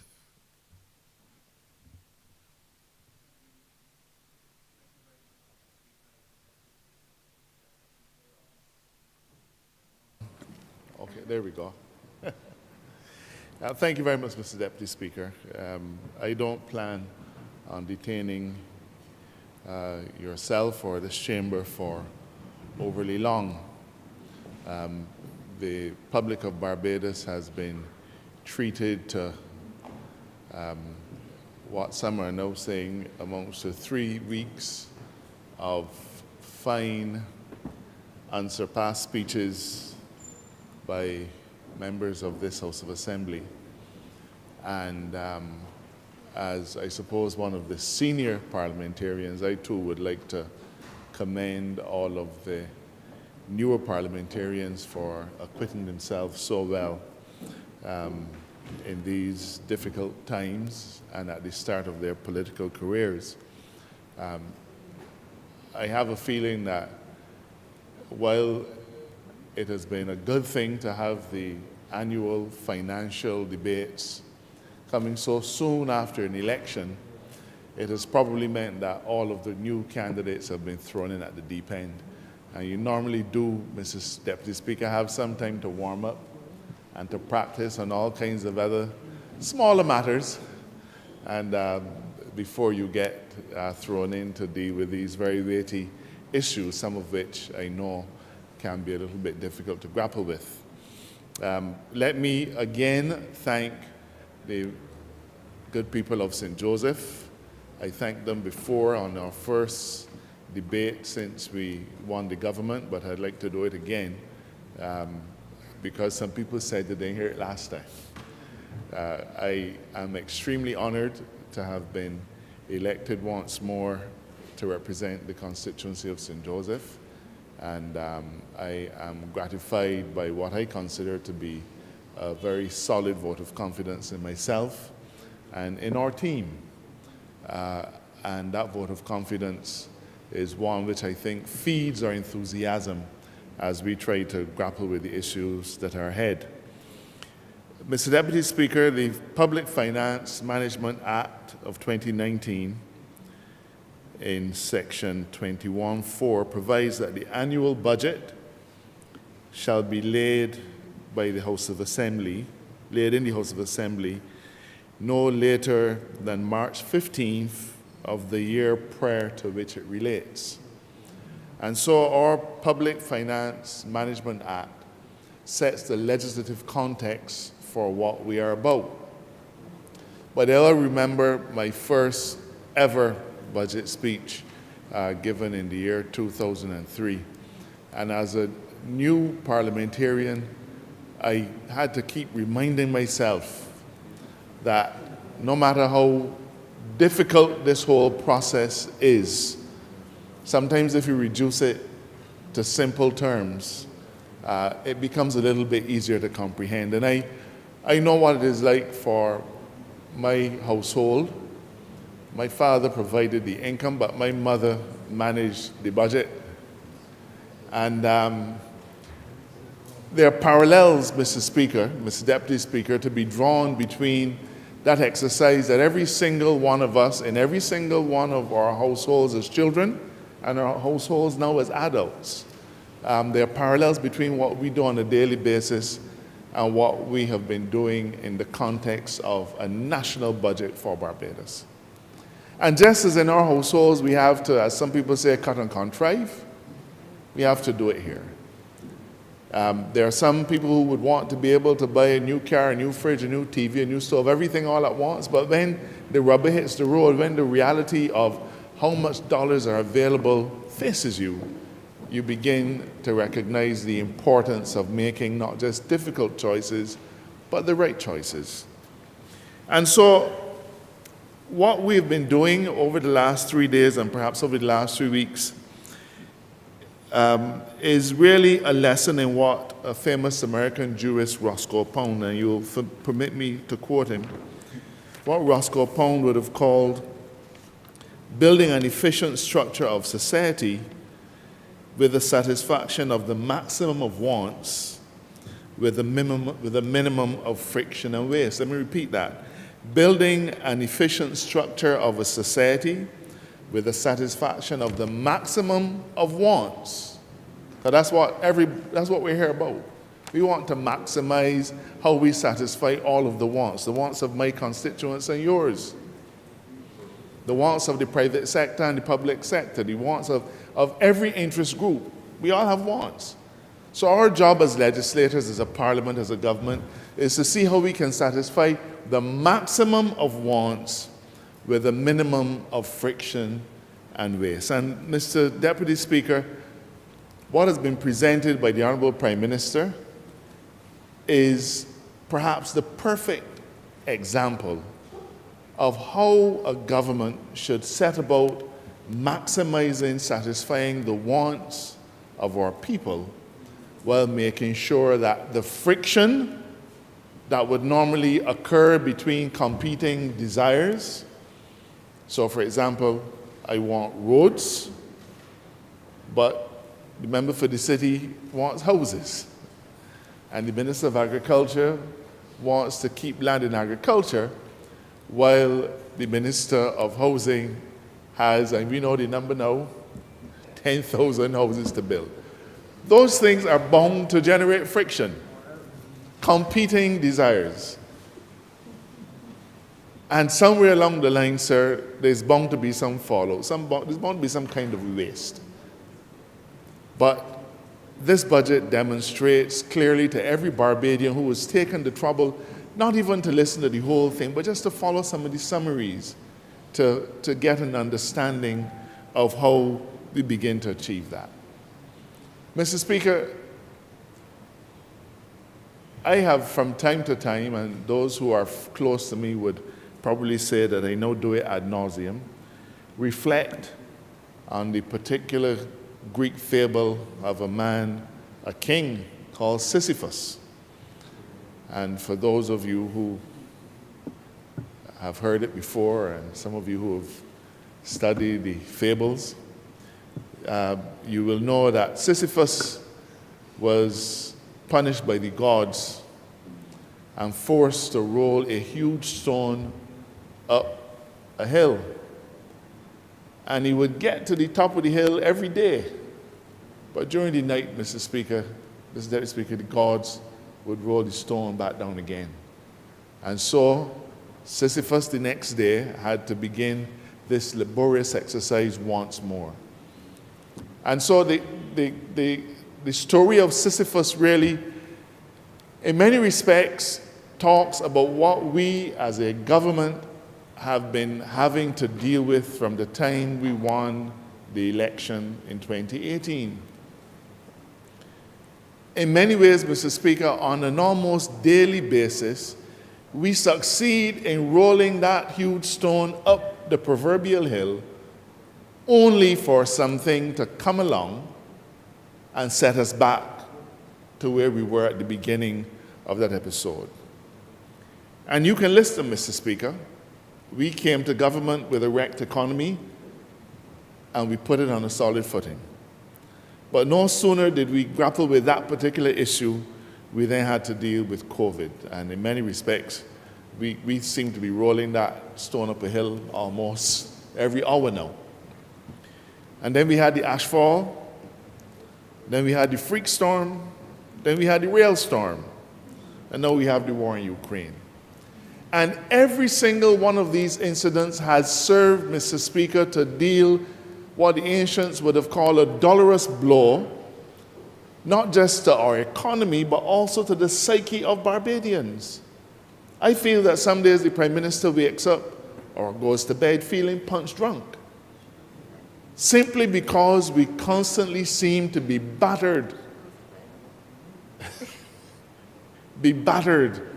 by one difficulty or another. One difficulty or another. But what gives me immense pride, Mr. Speaker, and perhaps it is why this budget, coming on the heels of an election that gave us 30 seats again, is saying so much. Because the people of this country gave us the overwhelming mandate once more. And we're not waiting 6 or 8 or 9 months to come to the country and say, well, we made these speeches in the elections, and now this is how we can manage the issues. Within 2 months of the election, we are here addressing the fundamentals of not just the Barbadian economy, but the Barbadian society. A society, sir, which is demanding a whole host of things, not because Barbadians are in any way greedy or avaricious, but because for so long we were deprived of the benefits, some of the simple benefits of a civilized society. Mr. Speaker, perhaps the worst 2 days in recent times for me was yesterday and the day before. And those were not 2 bad days because of any huge tragedy or because of any personal difficulty. There were 2 really bad days, Mr. Speaker, because on each of those days, I fielded dozens of calls from my constituents with a complaint that I had not heard in many, many months. The water off. Now, Mr. Speaker, there was a time in this chamber when they talked about water being off. I was the burning deck. The boy didn't know what he was talking about.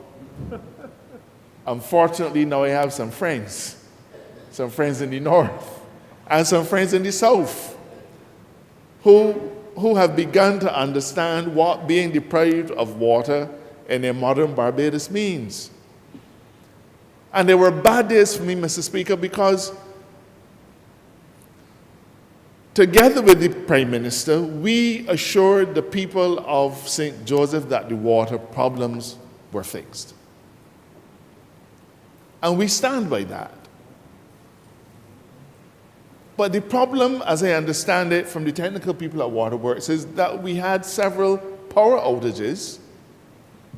So it wasn't a shortage of water, but we had power outages which triggered electrical problems, which then meant we had pipe pumping challenges. Mr. Speaker, it grieved me, having in the lead up to the last election given my constituents the assurance that the water problem was solved, to have to field those calls for people who were self-employed, people who couldn't make juices to sell in their business, people who couldn't cook, all of these things that we take for granted because the water was off. Now, how do we get to this, Mr. Speaker, and why is this relevant? It is relevant, Mr. Speaker, because of the very issue of Sisyphus. The problem was not necessarily with the Water Authority, but the problem was with our energy supply. So we are in a matrix where just about everything is connected. And our job as legislators is to try to make sure that they remain connected and functioning at all times. Mr. Speaker, Deputy Speaker, if I say Mr. Speaker, be hereinafter declare that I mean you, sir. So we have a budget. We have a budget speech very ably delivered by the Honourable Prime Minister. And to a man and woman supported in absolute terms by every member of this chamber, save one, the Speaker himself. But this is not an exercise, Mr. Speaker, in praising ourselves and patting ourselves on the back. This is about a solemn commitment that we're giving to Barbados as to how we will deal with their affairs for the next 12 months. Let me quote for this chamber something that I came across. And when I come across these things, I write them down and save them for future reference. The opposite of poverty is not wealth. The opposite of poverty is justice. The character of our nation isn't reflected privileged, but by how we treat the poor, the disfavored, and the condemned. So, the opposite of poverty isn't wealth, it's justice. Because when our good friend who represents the Zone 1 district in the area of the Ivy calls for the soaring of the bell, it is about bringing justice to the people of that district. And it's not justice in the courts, Mr. Deputy Speaker. It is a form of enfranchisement that they have long been deprived of. We are about to launch the new Constitution Reform Commission. And the commissioners are being asked to help us to craft a whole new constitution for Barbados. And in considering this issue, they're going to have to consider something called third and fourth generation rights. Now, we all know about the right to life and the right to liberty and all those kinds of things. Those are the things that are very common, the right not to be deprived of your property. But over the last 100 years, legal thinking has started to ask the question whether these are all. And they've begun to address their minds to such things as a right to water, a right to sewage, a right to a healthy environment. Things that our constitutions never contemplated before. So when we talk about the opposite of poverty being justice, Mr. Speaker, it is about how, using the tools at our disposal, we are going to be able to bring justice of some kind to my constituents and to yours. And solving the water problem, Mr. Speaker, was a way of bringing justice to my constituents. And solving the sewage problem in the Bell is a way of bringing justice to those. And the water problem in St. Lucie, and the housing issue in the Pine. Because, sir, believe it or not, that is what we are here for. If any of you have ever watched, Evita. If you've ever watched Evita,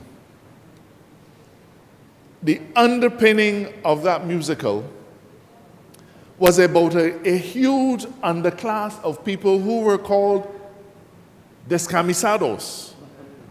I worry that I'm beginning to sound a little radical. I might start to worry my colleagues. Descamisados, meaning the shirtless ones, Mr. Speaker. Meaning the shirtless ones. Because in every single constituency of Barbados, we all have people to represent who are crying out for some kind of justice and who can be considered to be our equivalent of those shirtless ones. And if we feel that that is just an enclave of 20 or 30 houses here or there, sir, COVID meant that 32,000 people claimed on the unemployment fund. COVID meant that businesses' grandmother, I hope they can capture that in the Hansard, had to shut down. Businesses where you get a COVID case and they got to shut down for a week or two, which means a week or two without earning and can't pay wages. And that, Mr. Speaker, all of these things that have hit us so hard as a country in the last 2 years has resulted in an increased number of shirtless ones, people who need our support and our help. So, Mr. Speaker, this budget has been described as a shield. But I choose to think of it in a little bit more aggressive a tone than that, sir. Because, and the lawyers would know, we talk about equity being a shield and not a sword. But in many respects, sir, I see what has been documented here as being far more impactful than a shield. You see, a shield is just something that protects you. A shield is a defense implement. It defends you, and that's fine. But in this commitment, in this budget, Mr. Speaker, that from the 1st of April 2023, the first $300,000 of property value will be free of tax. That is, to me, sir, that is a lot more than a shield, sir. That is now an offensive instrument which is intended to empower and to liberate Barbadians. Mr. Speaker, I represent a rural constituency. My constituency includes piece of St. Andrew, piece of St. Thomas, piece of St. George, and piece of St. John. And of course, all of St. Joseph. And I invite you any day as you drive through my beautiful tree-lined rocky avenues, we're fixing them, to look at the housing stock, sir. The housing stock of proud Barbadians, but I would bet you that less than 10% of the houses in my constituency, less than 10%, sir, would easily get past that threshold of $300,000.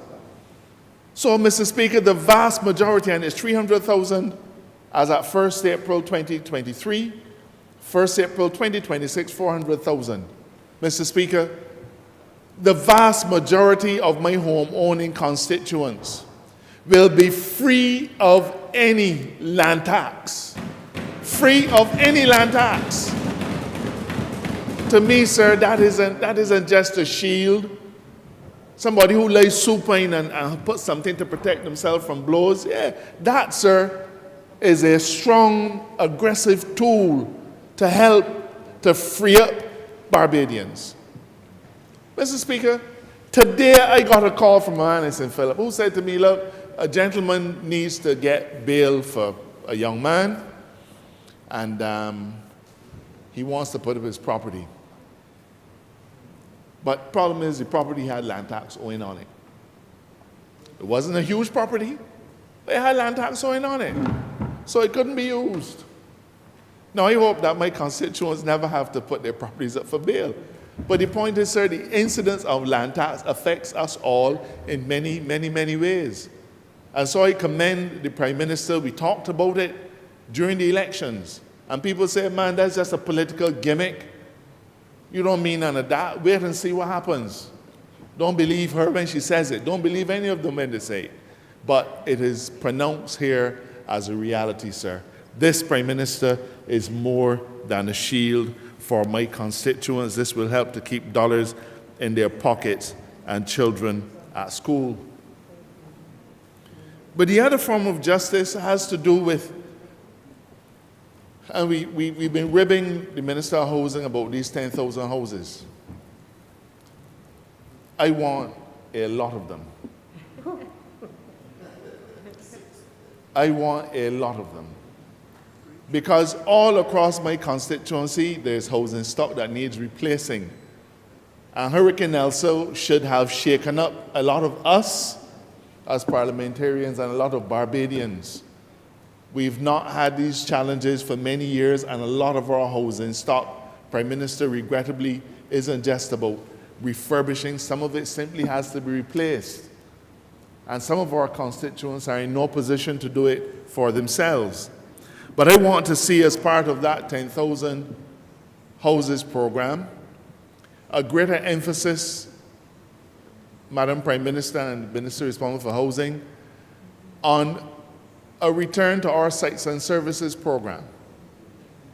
And, you know, I believe that we empower Barbadians when we give them an opportunity to help themselves.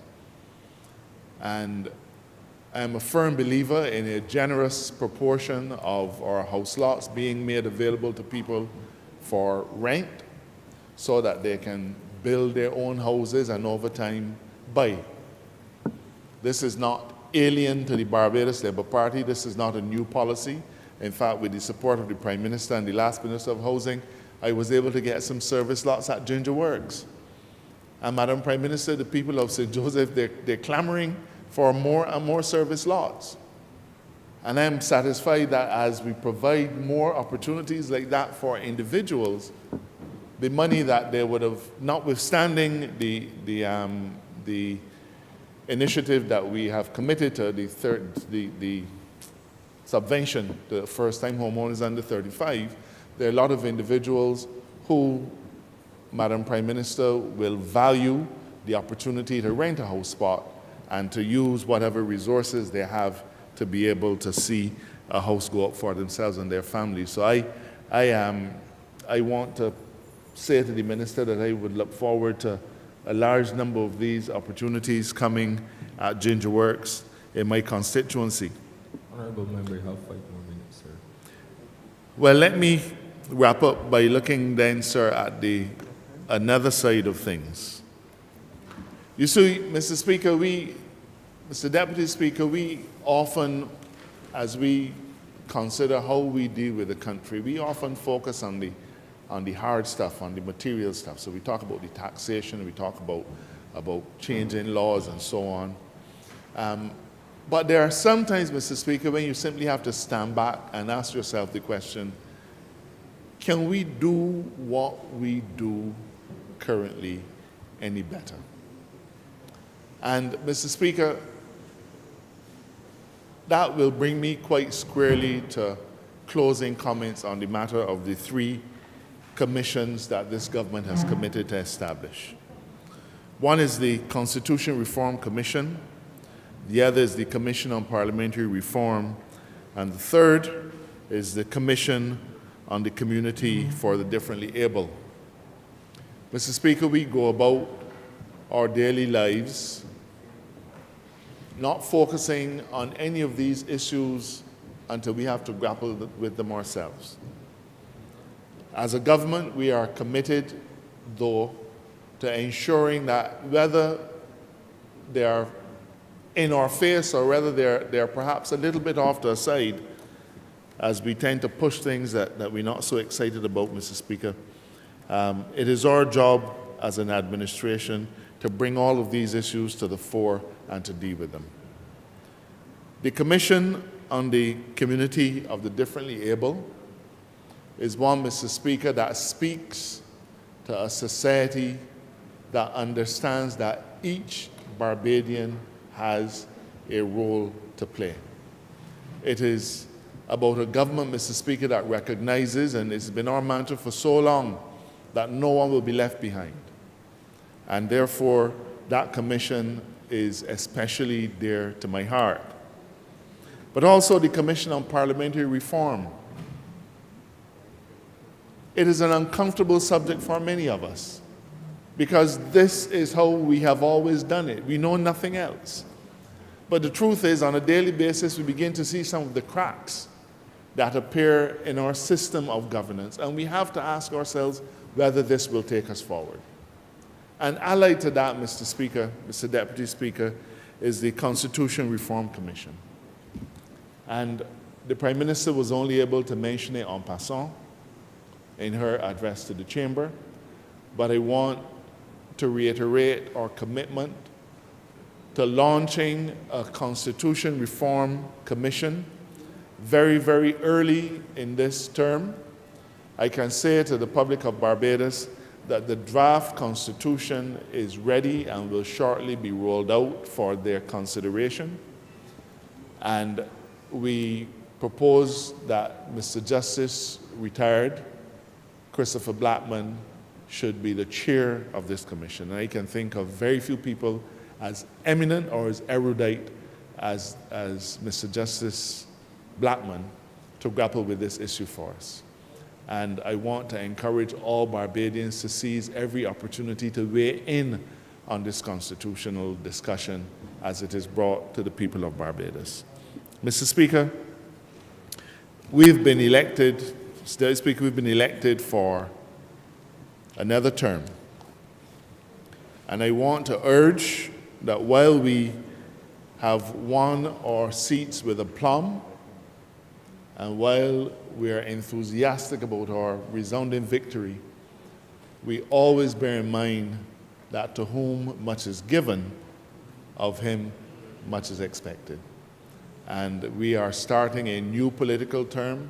We've already had to grapple with some serious issues. We didn't anticipate a war in Ukraine, but here it is. A lot is going to be asked of us. But I know, Mr. Speaker, that standing together, shoulder to shoulder, this administration can once again deliver for the people of Barbados. And this budget, which I commend to you and to this entire House, is but the first step in grappling with these issues. I'm obliged to you. Honourable Prime Minister, a member for St. Michael Northeast.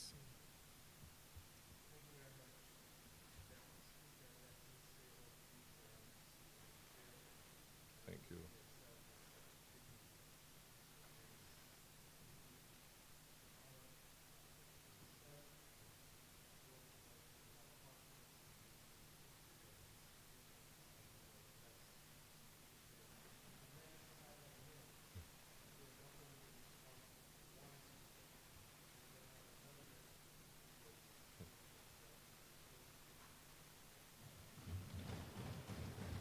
Thank you.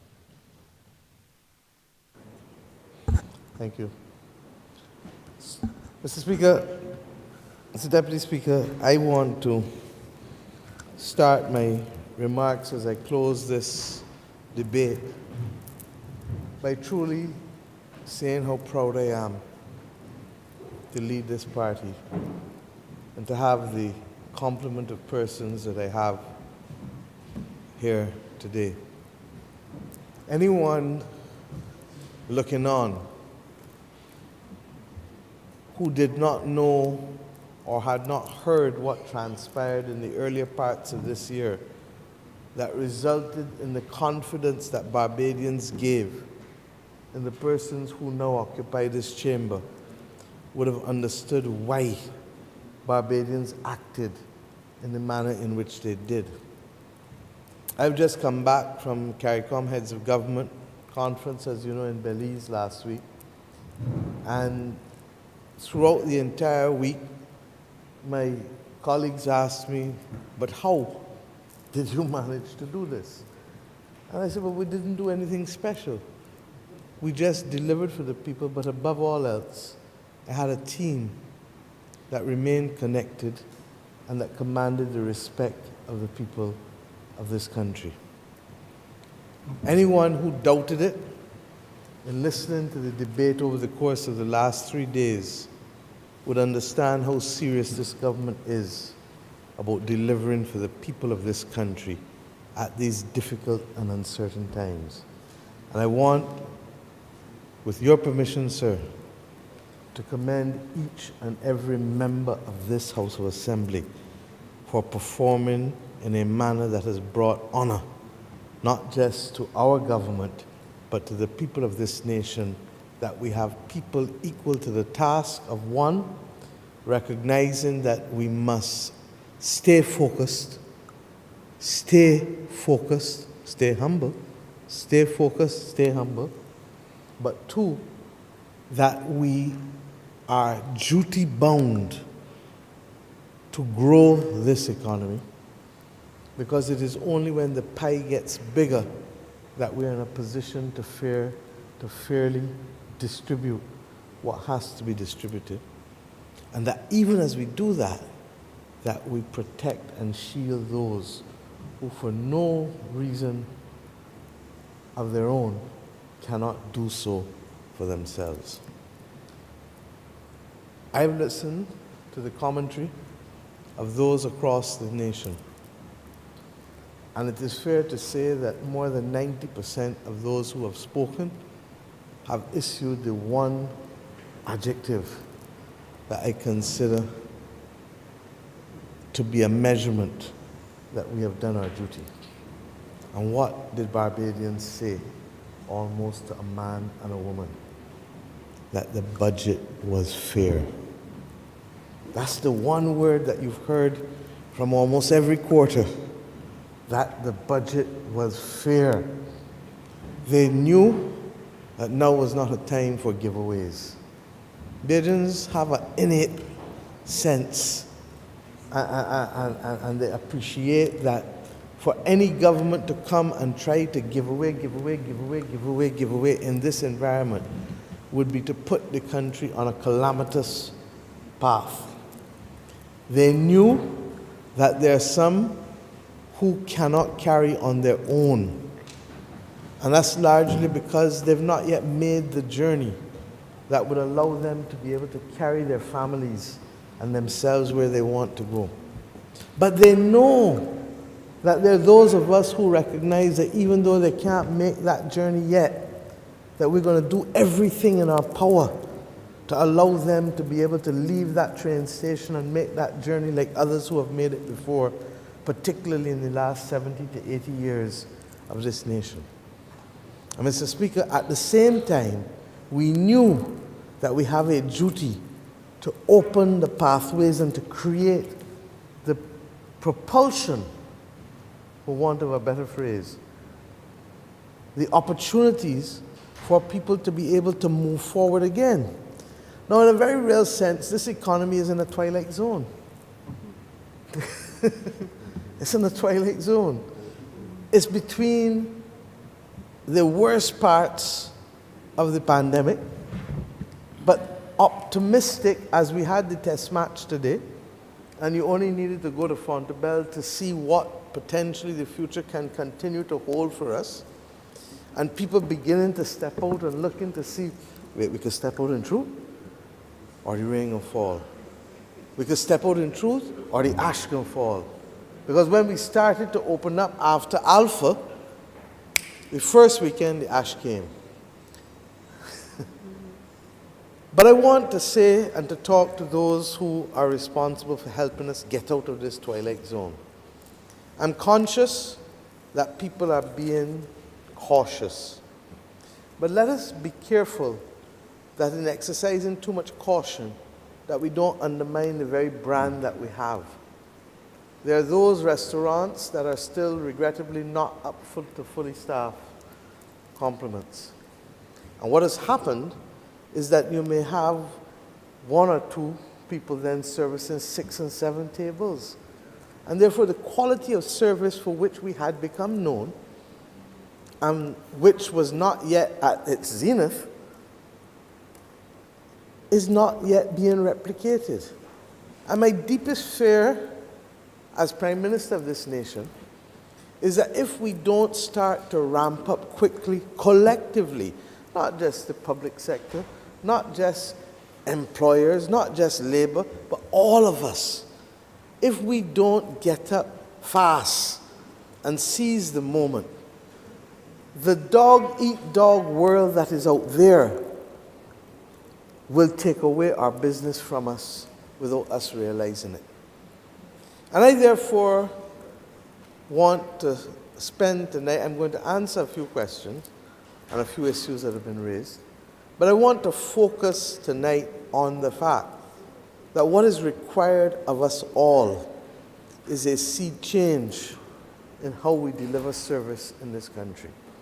How we as a government deliver service, how the public servants deliver service, and you heard me speak about the bugbears at the end of my speech day before yesterday, but how the private sector delivers service, how the third sector delivers service, how the churches command the respect of their congregation, how the groups, community groups and youth groups are so responsive to be able to cause others to want to join them. And I use this across the board because nobody owes us a living. Nobody owes us a living. And we told the world that in no uncertain terms when we also declared that we were prepared to go to the ultimate form of sovereignty in the declaration of a parliamentary republic. There is no mother or father's house to go back to. This is it. And we have now to be able to hold each other up, but to remind each other of what is required of us. And that is why the danger of being in a twilight zone is that you can fall back into darkness instead of going forward into light. The time has come for us as a nation to choose. And I believe that the conversations that we must have are no different from those which a family has. I've always felt so. And that is why I've tried to use simple language always, not because I don't have the capacity for vocabulary that can speak at a different register, but because I know that we will only be as successful as we can be if we carry everybody along as far as possible with us. And this, my friends, Mr. Speaker, is a challenge that faces us now. I am satisfied that people recognize that Barbados stands for something. And this is not about Rihanna, and it's not about me, or it's not about any individual. It's not about Cigarfield Sobers. It's not about any individual. It's about the collective spirit of this country. When people ask me, and I keep making the point, that what was it that was special about Rihanna? For her to choose to see everybody is not unique to her. It's what she was nurtured to do as being a Barbadian.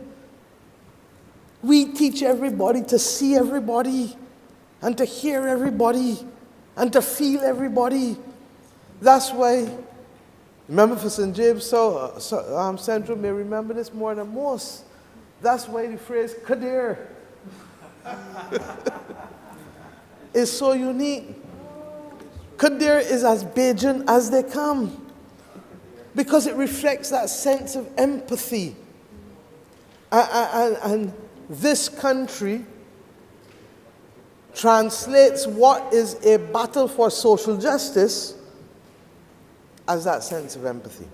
Now I start here today, sir, because I'm aware that there are some people who are a little uncomfortable and who have chosen to describe the pandemic contribution levy as inappropriate, as a slap, as retroactive. Let me deal with it, sir, in very calm and measured tones. This is a levy, first and foremost. It's not a tax, it is a levy. My language is very, very clear. Secondly, it starts in July. There's nothing retroactive about the levy, sir. The base which it refers to, it is not an income tax or corporation tax. It is a pandemic contribution levy that will be governed by its own legislative instrument, which the Attorney General, the Honourable Attorney General, shall help us bring to this Honourable Chamber. It chooses the only measurement that it can choose: the pandemic. Now, when does the pandemic start? And when have we chosen to end it? I could leave it open-ended. Mr. Deputy Speaker, I could really leave it open-ended and let it go into another year instead of being a one-off tax. But the government does not want to increase the cost of doing business.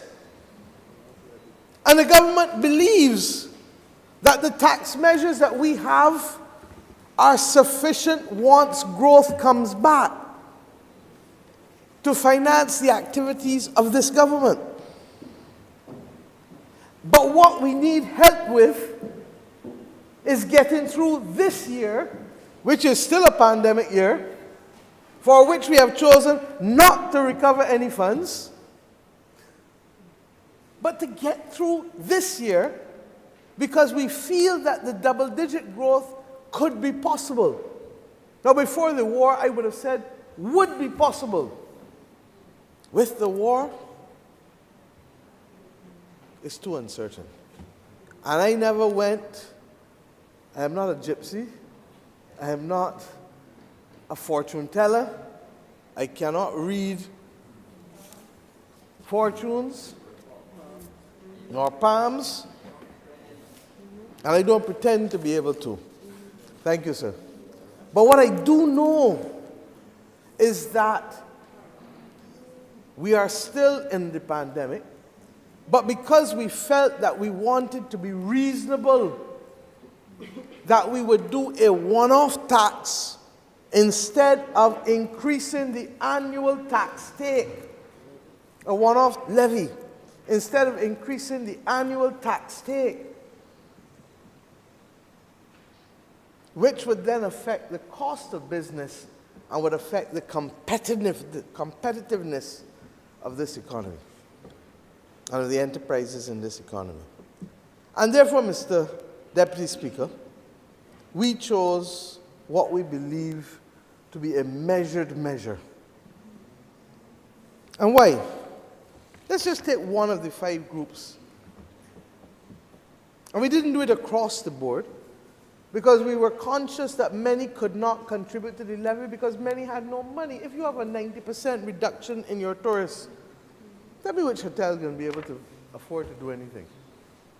Or the firms that supply the hotels that all of a sudden had no business for almost 2 years, as they would have had before. But let me take what the governor of the central bank sent me tonight, because it's important that we understand that when I speak, as I just did, about us having a common approach and a common goal, and us sharing as a nation, and feeling the pain of one another, seeing one another, hearing one another, at a time when 32,000 Barbadians lost their jobs and were forced to claim national insurance, unemployment benefit. And mercifully, this country was in a position to respond to them. And mercifully, even more, this government, because of what we did to stabilize the macroeconomic fundamentals of this country in the first 18 months of office, was equally in a position to respond to the needs of the NIS in recapitalization, such that the NIS could prop and keep families alive in this country. You heard me say, how many other countries could have afforded to capitalize their NIS fund by 75 million US just to get through that with the limited base that we have? How many other small countries? And Mr. Speaker, what is that up against? I'm not trying to be difficult. It's Barbadians who have complained about the extent to which the fees of banks have continued to strangle them at the same time that the interest rates have gone to rock bottom. 0.05 is so low that most people in Barbados cannot calculate what 0.05% is. And when I told you, sir, that $1,000 after 20 years would only yield $10.05, and $10,000 after 20 years in the bank would only yield $100 a Grantley and 48 cents. And worse than that, somebody who felt that there's a big up with $100,000 can only get $1,004. But that with the opportunities that this government is seeking to put before you, with bonds for renewable energy, that you should get 80 times what the bank is going to pay you. And if you choose to go and get dividends, yes, it is a risk, but for the most part, with the generation of electricity, it is a good risk to take. You're going to get 240 times what you would get in the bank. Now, this gives Bajans options. I ain't telling nobody to take the money out of the bank, because there's some people who will say, I prefer to keep it there. But there are others who would recognize that in keeping it there, it's not keeping up with the price increases in the country, with the rate of inflation. And that if they want their money to be worth the same thing 5 years or 10 years from now, they may have to find different mechanisms for investment in order to keep that. Now, at the same time that these banks, therefore, have brought their fees to a level which have made Barbadians feel uncomfortable, and brought their interest rates on savings deposits to almost zero, what is the situation with respect to their performance? I am the first to admit that this government had to take the difficult decision to restructure our debt. But when you are getting only 32 cents in the dollar to pay salaries, to buy goods and services across an entire government, to meet all of your obligations, no wonder the government racked up almost $2 billion in arrears, of which $250 million alone, more than what it took for us to support 32,000 Bajans. $250 million between 2015 and 2018 in NIS arrears for the government of Barbados. And this government, in the middle of an IMF program, in the middle of all of the adversities that we've spoken about, we have paid off every single cent.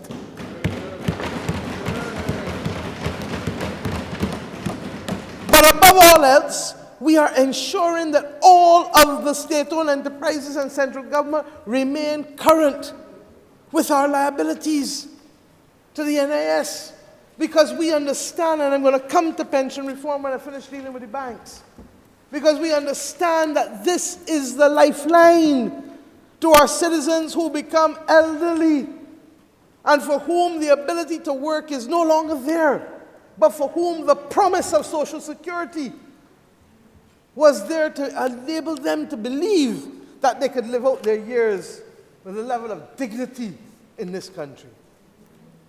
Mr. Deputy Speaker, what is the performance of the banks? And I'm going to make this a document of the House coming from the Governor of the Central Bank to me tonight. And there are a number of appendices, I believe there are 8 appendices that have to be made documents of the House for the purposes of this speech. And I'll go through all of them before I sit, please. The audited financial information of the banks, and this is for the domestic performance. Net income after tax. 2017, $165.4 million. These are the 5 banks. $165.4 million in the year before we came to office. This is based on the financial year end. And I'm going to give you the calendar year as well for references. In 2018, because of the debt restructuring, according to the financial year end net income after tax, they lost $71.9 million. And yes, but I made the point earlier that if you were charging increased interest rates, higher interest rates, for the risk that the Barbados government posed because of 23 downgrades, you must have known that as I benefit from the higher interest rates, that the risk also is that at some point it might collapse. Because that's the only reason the government was paying you a higher interest rate. If you decide to cross a highway with cars coming down at 120 miles per hour from both ends every 10 seconds or so, you got to cross both sides of the highway, you know. Now you might get through.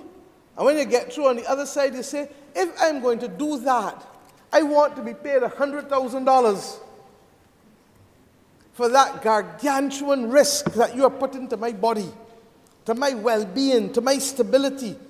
And if I get to the other side of the road, pay me my $100,000. And you do it, and you get your $100,000, and you're feeling like a Dan Gorgon. And you say, come again. And you keep doing it every year. You do it in 2010, you do it in 2011, you do it in 2012. Oh dear, 2013 comes and the election comes and everybody tells everything good. So you feel even better and you do it even doubly now in 2013. Credit Suisse loan. December 2013, member for St. James Central led it for me. 2014, 2015 come. You want now not 100,000, you want 150,000. Because all of a sudden, the cars come in at 8-second slots, and then 6-second slots. You get $200,000. And 250, you're feeling on top of the world. Look at it. 165.4 now is the profit. And then, boops, the car will be in some wreck here. And you're knocked down on the road. You ain't dead, but you get a broken leg. You're living, but you have a broken leg. You know how I know you have a broken leg and you're living? Because after 2018 was the next profit. 2019, not even 2 years of broken leg. Not even 2 years of losses. Next year, $83.6 million. Net income after taxes.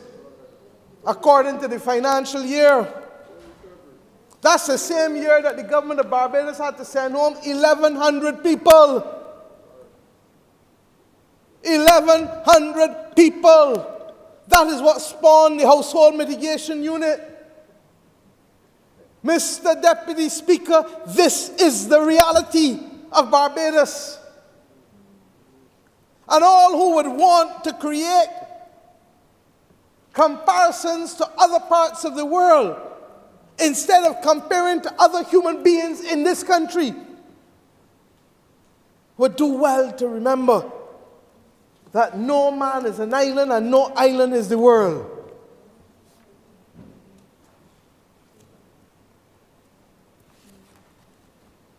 And as if they didn't make enough profits after that in 2019. That's why I laugh, you know.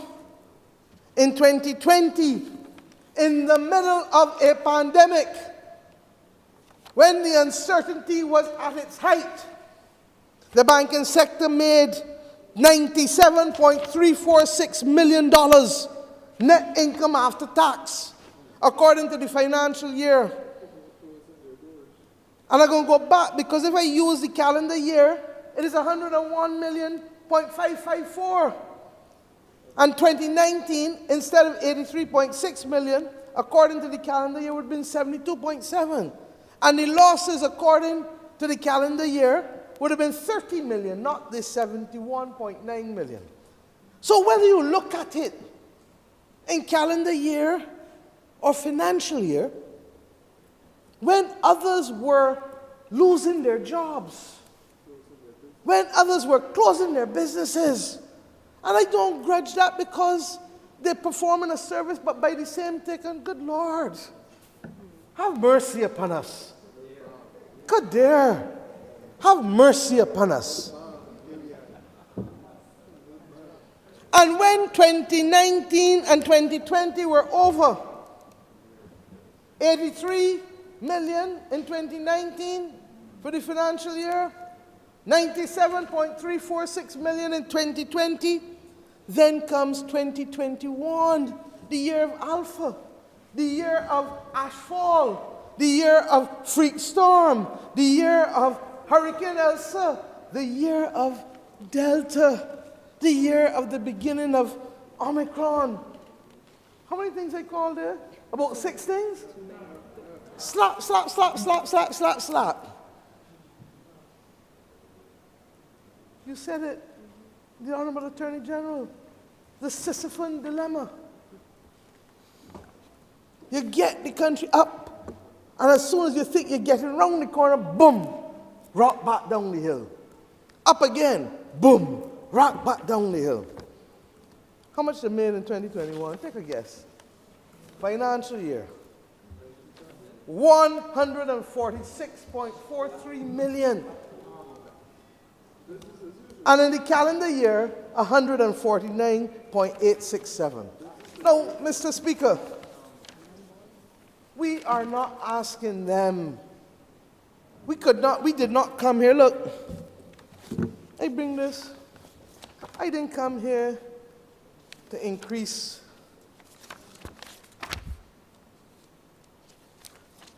the bank asset tax. I could have come here and increased the bank asset tax. I didn't come here and double the bank asset tax. That would be applicable in each and every year going forward. I didn't come here, Mr. Speaker, because you know what's the best known secret, because we got short memories? What did this Parliament do in 2019 before we went up to Worthing? I stood here on this very spot, and we led before this country in this Parliament a reduction in income taxes and corporation taxes that were second to none since the development of independence in this country.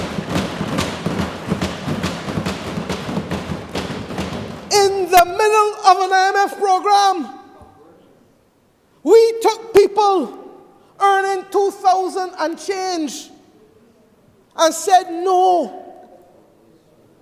you are in the twilight zone too, because you don't pay taxes, but you don't get reverse tax credit. And we gave those persons a reverse tax credit of $1,300 when the last government had dropped it to $600 or $650. And they were only giving it to people up to a certain level. But for the first time in the history of this country, and certainly since the indirect taxation of VAT was introduced, ordinary people earning just over $2,000 a month, $25,000 a year, $2,080 or whatever it is a month, $2,082 if you want me to be precise with mental arithmetic. A little too late for that. Mr. Speaker, we took them and said, not only do you not pay taxes, but hold this little $1,300, because we know when you go in the supermarket and when you go and do all these other things, you pay VAT. And we know that you need that to keep body and soul together, or a family together. We then turn around, sir, and we took those persons earning before that $2,084 up to just under $3,000. People earning probably about $2,900 and change, $35,000 a year. And we said, look, pay your taxes. But you know what? At the end of the year, when you finish paying 12 months of taxes, put this in a little envelope, and we give you back every single cent in a compensatory income credit that you paid in taxes. You remember that? Have I come here tonight or Monday to repeal any of those two measures? how do you think then people were able to get through a little better? And then we went on every income category above that, and we reduced the level of taxation, including at the very top. You recall that? And then we took the corporation taxes, 30%. Those in here who had businesses know that you were paying 30% before.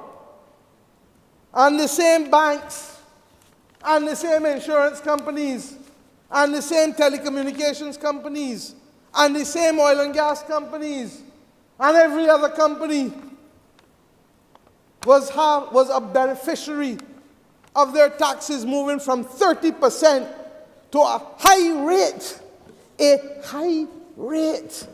of 5.5%, going down to 1% over $1 million or 1.5 million. I can't remember the exact amount now. So that all of these entities here really paying at the rate of 1%. And when you do the netting out, the effective tax rate is probably what, 2% or whatever? Maybe not even as much as that because of the scale of the profits. So when I hear people tell me that when a government takes up $1 billion in the first year of the pandemic almost, and then in the second year of the pandemic, we're still waiting on the numbers to come out, but it'll probably be 200-300 million shy of that billion. And we take it and we keep this country stable. Stable enough that almost 3,000 people come in on a welcome stamp. Stable enough that people want to ride out the darkest days of the world in this country. Stable enough that their businesses can generate the kind of profit that exceeded anything that they were doing in the pre-pandemic year. And you're going to tell me, Mr. Speaker, that is a slap or that people have a problem with it? Mr. Speaker, on 166 square miles, there is nowhere to run. All of us are in this together. If you hit my leg, my ear and my head can feel it. If you hit my stomach, my toes can feel it. If you pull my hair on the top of my head, every part of my body can feel it. And it's no different from the human condition and the human society. And you know, I realize that I may well not belong to this world anymore because I can't understand it. I can't understand it. Because the morality of the moment demands that which our ancestors taught us. A little with what? A little with content is great gain. And why do I go back to all of these sayings? Because they are tried and tested. I can't pretend at 56 years old to know everything. I have to rely also on the wisdom of those who went before. I have to understand. You know, tonight I got the book, How Britain Underdeveloped the Caribbean from Sir Hilary Beckles. Clearly building upon Walter Rodney's How Europe Underdeveloped Africa. And I asked myself, at what point do we stop the embalming of the old colonial order and the inequity that that has generated in our societies?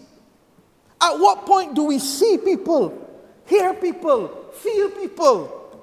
At what point do we say, you understand that if 105 million, if 15% for 2 years is 105 million for all of those companies, you understand for those 20 or 25 companies what 100% of profits is? You learn it in primary school. If 105 is 15%, what is 1%?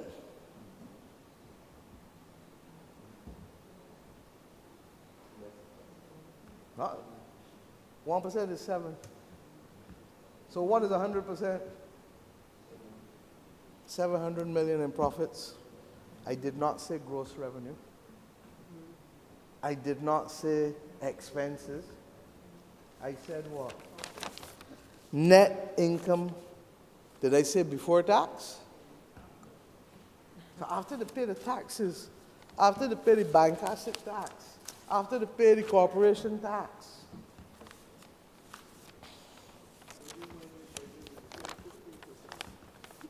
and according to the rest of the world, with the new global minimum corporation tax rate, and that is something we have to engage with and talk to and things with people, that 5.5% to 1% may well become 15% because the world is strangling everybody. I don't want to say bullying, but strangling everybody to come to that minimum, to stop the race to the bottom. Now, all we are saying is that, look, it could have been a lot worse. Give me 15 cents in the dollar of what you have made after you pay your taxes, after you finish everything, and you keep the 85 cents. There are those who say, well, it's gone already, and you have to make adjustments to the financial statements. Well, accountants do that every year. Accountants do that every year. Remember for St. Peter? Adjustments every year. And what worthier purpose can you make an adjustment for than to stabilize the condition of a country that has been the victim of the worst ashfall in 119 years, the worst pandemic in 102 years, and the worst and first hurricane in 66 years. Now, if this was a wicked government, corporation tax would have gone up. Bank asset tax would have gone up. Levies on everybody would have gone up, starting right down from the bottom. And the 2019 tax breaks would have appeared to be nothing at all, because we would have rolled them back. But we have held ground. And I pray that through the increased productivity, and I'm asking Barbadians now, all of you, we need you to put on the best service possible. We need you to give every minute of every day with passion. Because if you keep your part of the bargain, this government can continue to keep our part of the bargain, to shield you and to lift you up to the higher levels on each occasion. But if we don't do it collectively, then we will have to come back and make adjustments to tax rates. And we will have to come back and bring other people into the net. But we are betting that by taking a moral and fair approach to those who are earning above $75,000 a year, $6,250, 1%, and yes, even the pensioners, and I say to you that, look, $62 is not going to kill people, it's a lot, but the Bible has taught us that whatever little we have, we share. Life is not always going to be easy, but it is in moments like this that our true humanity is expressed, and it is in moments like this that the true character of the nation is defined. And that is why I say that I'm so proud to lead this team, because not a single member on this team opposed what fundamentally is the right thing to do for the right reasons to protect people. And it's a one-off contribution. It's not an attempt to alter the tax rates or to make the country uncompetitive. And if this one-off tax rate leads to increase in prices in anything, then I have to go and ask the Minister of Commerce to go after and do the reviews. Because this is not affecting your cost of business.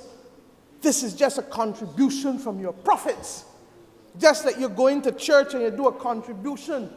If you went into church and you were in certain churches, you would be tithing 10%, but I take a tithe and a half. I take a tithe and a half. And you still get the lion's share. You take 8 tithes and a half. Let's apply our hearts to common sense, please. And let us understand that we live in a world that is a very difficult and challenging world.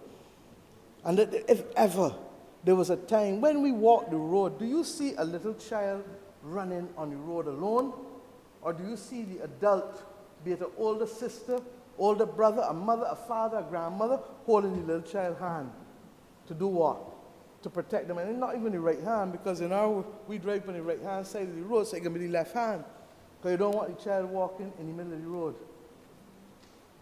Give me the left hand. That is who we are. And I'm not going to pretend otherwise. And if there is a difficulty with it, come and discuss it with us. I met today with the 4 accounting firms. And on the issue of retroactivity, they all accept, having called it all retroactive, they agree. It's not a retroactive tax. The tax becomes applicable when? When does the tax become applicable? The levy, sorry, when does the levy become applicable? July of 2022. And what is the historic base? It can only be the pandemic. Can I choose a period of time outside of a pandemic to cause of a pandemic contribution levy?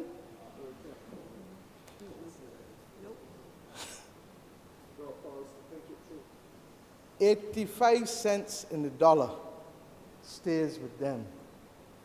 15 cents comes to support the country that they choose to be domiciled in and from whose citizens they make their profits.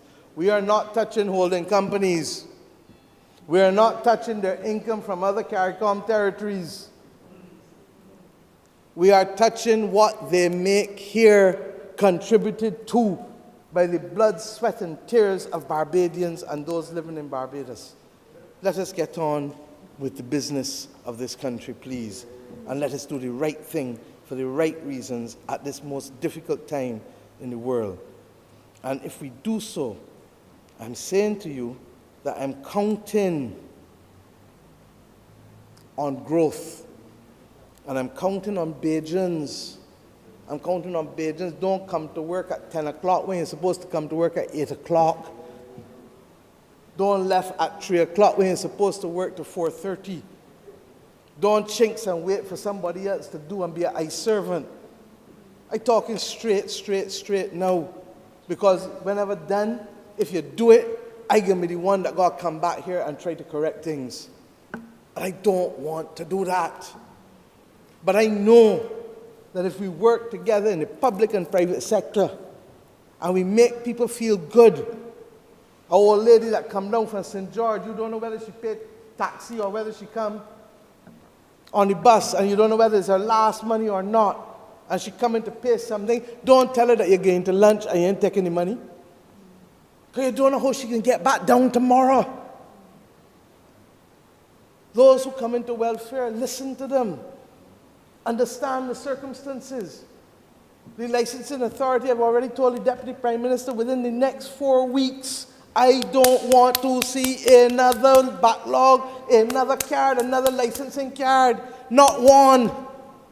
And whatever it takes, many hands make light work. It is unacceptable. And if you have to bring on people temporarily to clear the backlog, ma'am, bring them on. I'm going to give you the money to do it because it is wrong and it is unacceptable. I met with the QEH today with the Minister of Health, and he knows that we're going to work towards ensuring that we have the appropriate support staff to be able to help take care of people so that we can ease their burden while waiting at the hospital. These little things matter. And if they don't, well, then you chose the wrong government, because they matter to us. They matter to us. And on the issue of pensions now, I want to be clear because, and that's why I told the minister in the Ministry of Finance, the member for Christchurch East Central, do not sleep, do not pass go, do not do anything until you settle the public education program for the public sector pensions. Why? I repeated myself in here 2 and 3 times about who this pension did not apply to. These new pension arrangements. And yet people say, wait, aided by the then former leader of the opposition, whose sole complaint, thank you, member for St. Michael West, thank you, telling us that the 40 years. Go back and read my speech. Go back and read the transcript. I was very, very clear, Mr. Deputy Speaker, to make it known. Read it. For all new employees to the public service, the maximum pension will be attained after 40 years of service instead of 33 and a third years. What did I say? For all who? Oh, the word is too short a word, NEW. But I suppose since it's a new parliament and he doesn't want to recognize anything called new, because that will only remind him of the fact that he lost his deposit.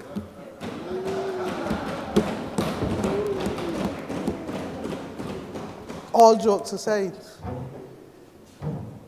this government has worked hard in settling and negotiating. When you see me traveling overseas, it's not for my thing. We are working hard to negotiate space and to negotiate a shield to protect Bajans. There are others who would want us to have done this in a way that would have had existing employees contribute to their own pensions, and we said that's not how we do it here.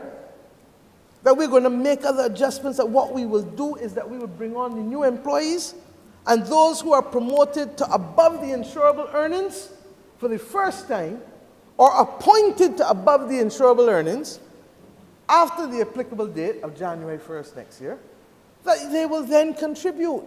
Now, most other countries in the world, people contribute to their pensions. In the private sector, people contribute to their pensions. And this is not the first time that the government of Barbados has had to make adjustments to pensions. Under the late Honourable Owen Arthur, the pension age moved from 65 to 67 and a half. Under the Right Excellent Errol Walton Barrow, there was a time in the early 1970s when you could have drawn two pensions, the government pension and the NIS pension. But he then knew it was unsustainable. And we have to be able to have difficult and complex conversations. When your children start to mature and move from childhood to puberty, you don't have to have difficult conversations with them. When you're in a relationship, you don't have to have difficult conversations sometimes. When you're in a working environment, you don't have to have difficult conversations. Since when do we believe that a government is a fairy tale entity that can boom, boom, boom and praise you? That's why the last government got us where we were. Spare the rod and do what? Within the different, at this level, spare the rod and spoil the child. So I am saying to you that, look, this government has people who love this nation, who want to see this country prosper. But we also know that there's something called growing pains. And we also know that if outside is raining and a hurricane coming, that you would be a mad person to go outside in a hurricane or a tornado. And you have to stay inside and shield people then. There is a global hurricane. There is a global hurricane. It has moved from pandemic to exogenous shocks and global supply disruptions, commodity price increases, and if we thought we had seen the worst of it now, of all the countries, the two countries, if it was any other two countries that wasn't producing 30% of the world's grain, you might have get away. But the world has so relied on Russia and Ukraine to feed it, to provide it with the metal ores that are necessary for industrial development, that we are now in this position. Now, it is a lesson. It is a lesson. And that is why Walter Rodney's seminal piece of work, How Europe Underdeveloped Africa, is appropriate. Because if all of the extraction was not taking place in the North Atlantic countries to the extent that it was, and if there was equitable development across the world, we would not be facing the scale of adjustment that we are now about to face in those circumstances. So, Mr. Deputy Speaker, I hope and I trust that the member for Christchurch East Central will work with the Public Affairs Department and the Government Information Service to ensure that all 20,500 odd public servants understand what is the intention of this government. The reason why you call something grandfathering is because it puts a ring around you and excludes you. Now, there are those who will say, oh boy, why are you doing that to me? I joined the service in January 2023. Well, people who joined the service, teaching service in the 1980s didn't get long leave neither. It was an anachronistic term and condition of the past. The member for St. Andrew was a teacher at some point. He didn't get long leave. The member for St. Thomas, she didn't get long leave. Then there are those who got 2 pensions in the early 70s. Those of you who work now for the government of Barbados don't get that benefit. And similarly, we're correcting it. And why? Look at the growth of our outlay for pensions. And I'll ask the member for Christchurch East Central to also make that available to the country.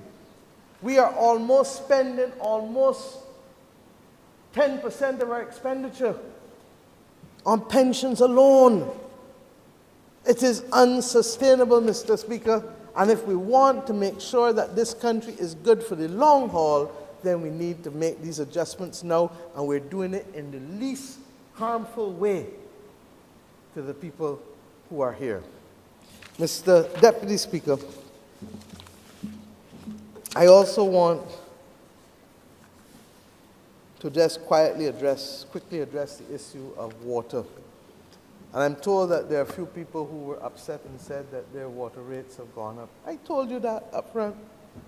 I didn't hide my mouth. I told you that there are a few people who are getting from the BADMC water at 66 cents a cubic meter, or sorry, let me put it a different way, are paying 66 cents for 220 gallons of water. 66 cents for 220 gallons of water. And that has been the rate for decades. How much? 2 brown mints, I'm told. 2 brown mints for 220 gallons of water. Successive governments did not increase it. But successive governments did not face a climate crisis. Successive governments did not have to deal with droughts. Successive governments did not have to deal with parishes. When I was a child growing up, how many parishes were without water? You never heard anybody really suffering from being without water. The most you had was whether water was delivered to the district. And thanks to the Barbados Labour Party under Tom Adams, water and electricity was effectively delivered to almost every district other than the one that they then moved in St. James when it was too costly, and they moved out the people right there going up by, I forget the name of the district now, Spring Head. And they moved the people from Spring Head out to Sion Hill. I thank the member for St. James North for reminding me specifically. So that we didn't have those issues. But what is even more is that in spite of that amount being 66 cents for 220 gallons of water and people earning from it, the receivables of the BADMC are uncontrollable and inexplicable. And we can't afford it anymore. BADMC is one of those agencies that has to be rationalized along with BAMC and BACT. But apart from anything else, their core business is not the provision of water. The core business of the Barbados Water Authority is the provision of water. And apart from anything else, there is a 1951 Act, the Underwater Control Act, passed by Sir Grant Lee's cabinet and the Parliament of 1951, the first parliament of an enfranchised Barbados. But in spite of that parliament saying that all private abstractions should be controlled and regulated by the Water Board as it was then, and the Water Works Department as it was then called, for 71 years. You see why I feel like a vacuum cleaner? For 71 years, it was not done. But we don't have the luxury, Mr. Deputy Speaker, of ignoring it anymore. We knew for the last 30 years that we were a water-scarce country. But yet we didn't apply the seriousness to adapt and to augment water.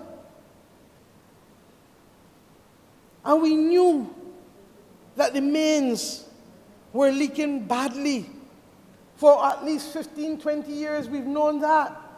And yet we've only replaced just under 2% of the 2,500 kilometers of water mains in this country. 2%.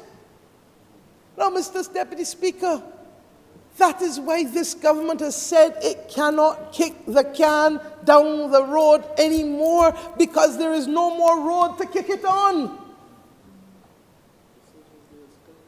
Last year, after the ashfall, we reached the worst possible situation, where about 7 parishes were without water. That's why we had to buy all of those water trucks. I say to you that this government has been reasonable. We have settled on a price of $1.80 for agriculture for 220 gallons of water. The households, the poorest people in this country, pay $2.48 for that same 220 gallons up to 8 cubic meters, so up to 1,660 gallons, they pay $2.48 for every 220 gallons. There are people who ask, what about the garbage and sewage contribution fee? Good dear. If we bring it down to 180, it is to be able to reflect the fact that the GSC is based on 50% of that. So if we left you at the 248, you would pay $1.24. But we bring it to 180, which means that you only pay 90 cents in GSC now. As opposed to 248 plus 124, which would have you paying $3 and something cents. Almost double the amount at what is the current lowest tariff known to the Barbados Water Authority before my speech on Monday. And we've said, look, for those who have private wells, we're not imposing, we know that for 70 years, all of this has happened. The member for St. Michael Southeast, who is the Deputy Prime Minister and Minister for Water Resources, will have conversations with you to arrive at a fair amount. But what we know is that a water-scarce country in a climate crisis cannot get away with not measuring the private abstraction of water, and certainly not having some level of remuneration, because the water does not belong to them, it don't belong to me, it don't belong to any of us in here, it belongs to the patrimony of the country. Big fancy word for the fact that it belongs to everybody. Everybody. And if it belongs to everybody, then the government must act in trust in the protection of it and in the nurturing of it. Mr. Deputy Speaker, those are the few matters that stood out. There are a number of other things that I didn't talk about in this debate related to economic activity. I didn't talk, for example, about our efforts to continue to bring more land into production for food. And I want to commend the Minister of Agriculture, for whom I have been exceptionally hard on.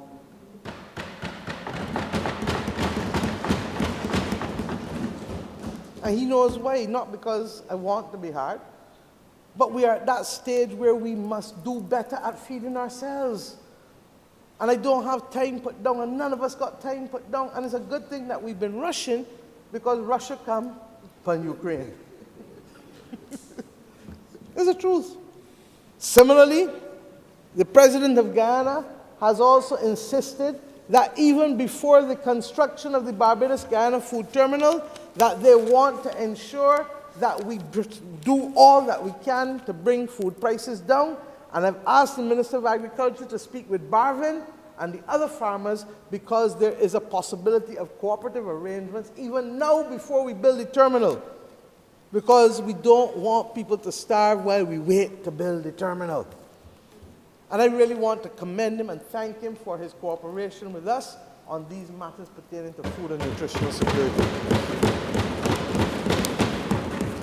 I haven't spoken about the fact that we have also agreed to do the 6,000 hospitality workers training again. I haven't spoken to the fact that because Barbados has access potentially to at least 700,000 tourists and land-based tourists in a good year, and 900,000 cruise ship tourists, and then a resident population of 300,000, a collective market of about 2 million people, that we have agreed that we will establish a gold exchange in Barbados. Just as you have a gold exchange in Dubai, that Barbados should be that place where people can come and buy gold, and Guyana then has a larger market through their vendors and their jewelers to be able to sell to that larger market from Barbados, and Barbadians and Barbados, who then is the host for that exchange, will also benefit in a way that we would not otherwise benefit. These are the things that we're doing, and I can call off a whole host of other initiatives. A whole host of other initiatives. I haven't spoken to the fact, and I want to thank the member for Christchurch West, who today updated this honourable chamber, because the numbers I had, as I told you at the day, on Monday, were still a work in progress. That shows that we will add, we believe, close to 1,854 new hotel rooms within the next 3 years in this country, and I know it's going to be more than that because this doesn't have one all. And that would be at an investment of just under 1.4 billion, 1.38 billion to be precise. And that we expect it to generate 6,146 jobs, and that's why the Honourable Minister of Education is being asked, as she is doing so quickly and expeditiously, to establish the Construction Gateway Training Program, of which she spoke in her debate, and I thank you for that. And that will lead ultimately to 4,115 jobs. And that does not include the rooms being built at Apes Hill, for which the investment at Apes Hill is literally going to be in excess of 100 million US in the initial years. And I think the overall investment comes close to 300 million US, just over 300 million US over the 5-6 year period. Mr. Deputy Speaker, the future of this country is potentially bright. But it is like most things in life, we have to work to secure it. And we have to ensure that in working to secure it, that we do so fairly. Because on 166 square miles, you cannot have the great disparity between wealth and poverty. You just can't accommodate it on 166 square miles. And that is why all of us were brought up in the same way that Rihanna was brought up. She saw people, and when the rest of the cosmetics world refused to acknowledge that there were different shades, not just the quadroons as the French would call them, and the different 14 or 15 shades that the French would have for them, she saw all, and she put before the market every possible shade. And what happened to her makeup product and her company? To the top it went. And when it came to lingerie, we were taught that only people who had a certain Coke bottle figure of certain proportions should be seen modeling lingerie. And the girl from Westbury Road took the world by storm and said there was nothing wrong with a pregnant woman wearing lingerie. There was nothing wrong with a woman who was an amputee wearing lingerie. There's nothing wrong with people who were maimed wearing lingerie. There was nothing wrong with people who fat wearing lingerie. There was nothing wrong with old people wanting to show the body. Remember for Christchurch West Central?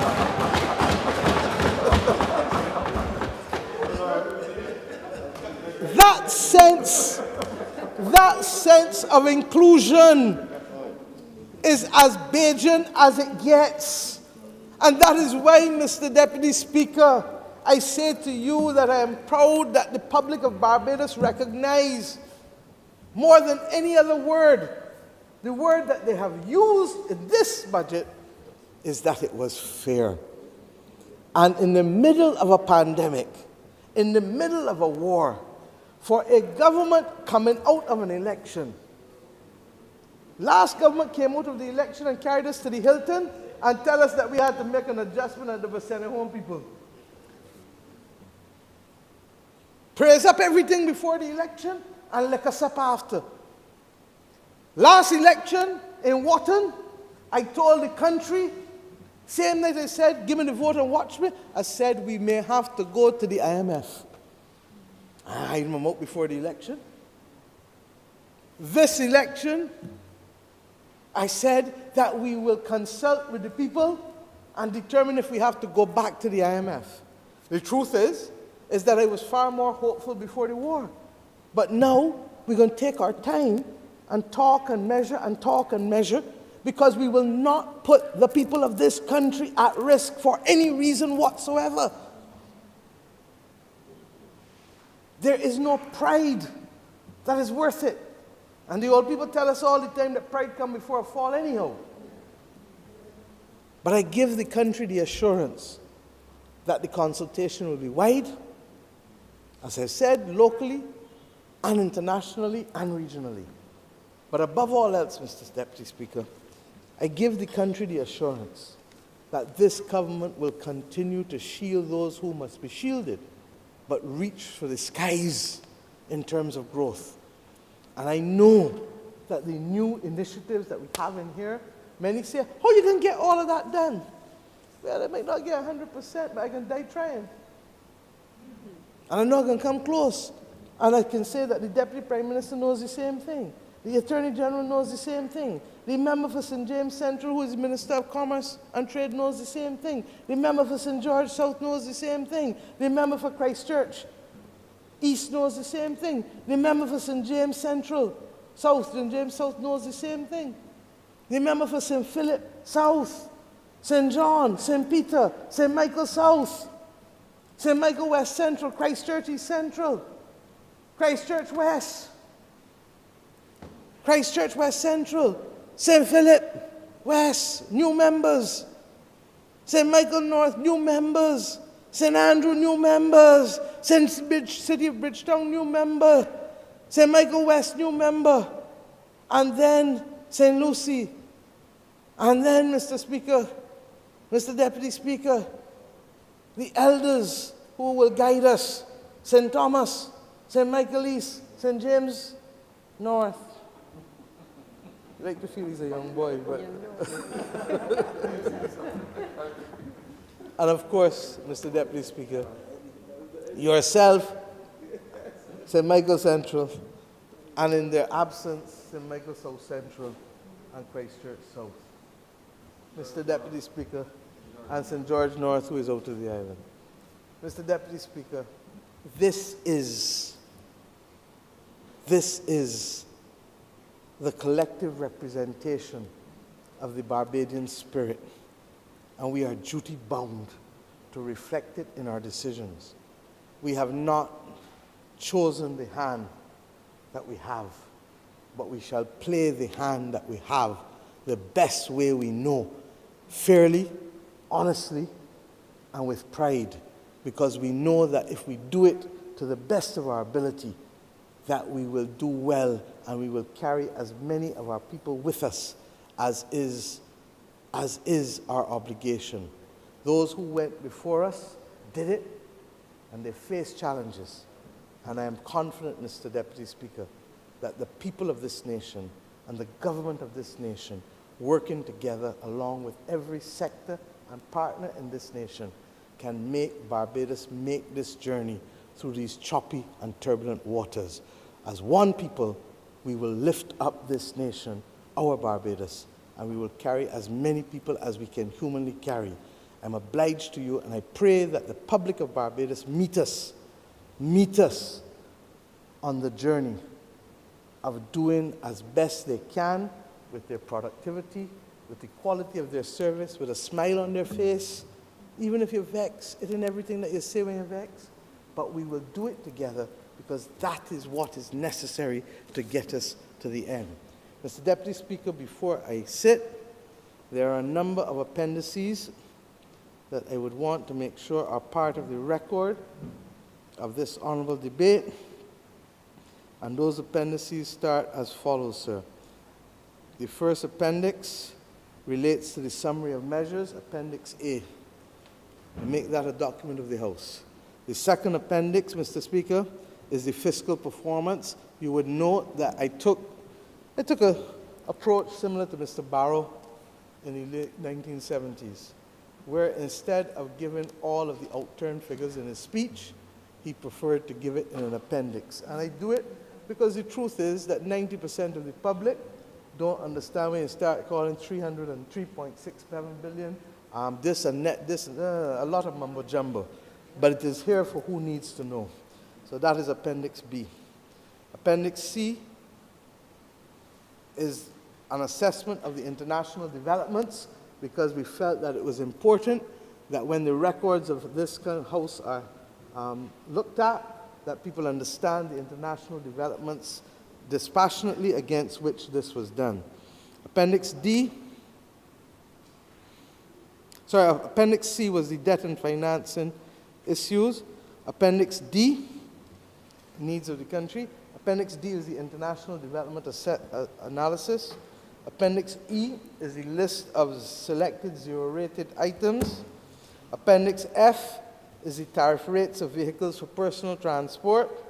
Appendix G is the increases on the proposed national insurance insurable earnings ceilings from 2023 to 2035.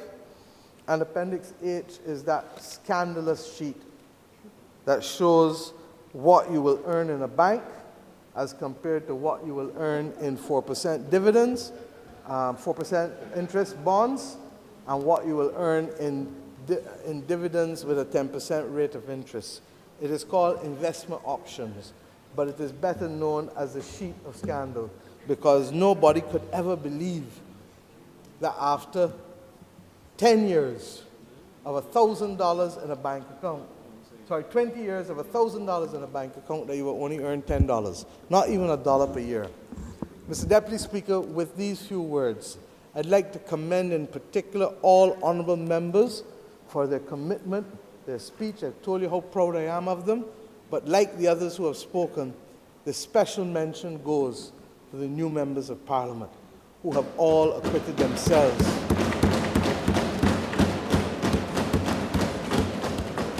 in a way that makes me know that Barbados' future is safe. Barbados' future is safe. I thank you, and I ask all Barbadians, please, let us stay tuned. Let us recognize that we live in a moment, just as we did in the last 2 years, where gas and brakes will be pressed according to the needs of the particular moment in the nation. But if there's one thing I know, we are all in this together.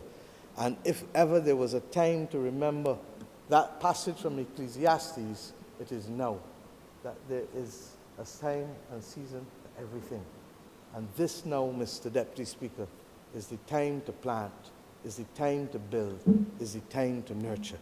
There will be a time when we will get to reap, but it is not yet now. Thank you. I'm obliged.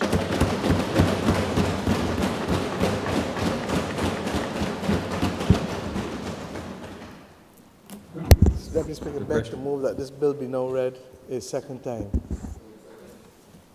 The question is that this bill be now read a second time. All honourable members in favour, please say aye. All against, please say no. I think the ayes have it.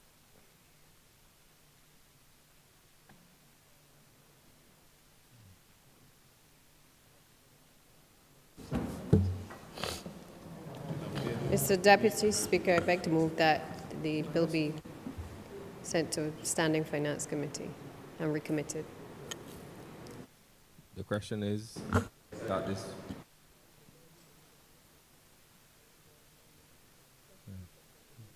The question is that I do now leave the chair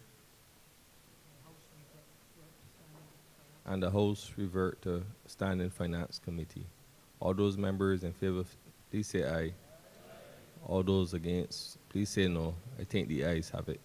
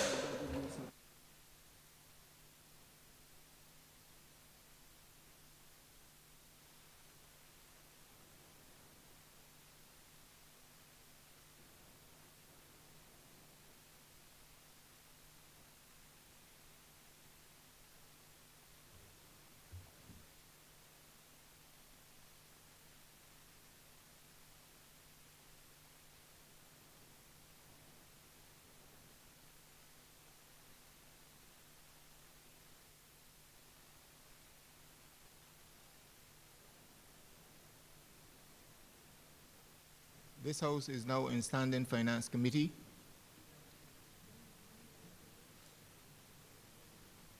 That comes.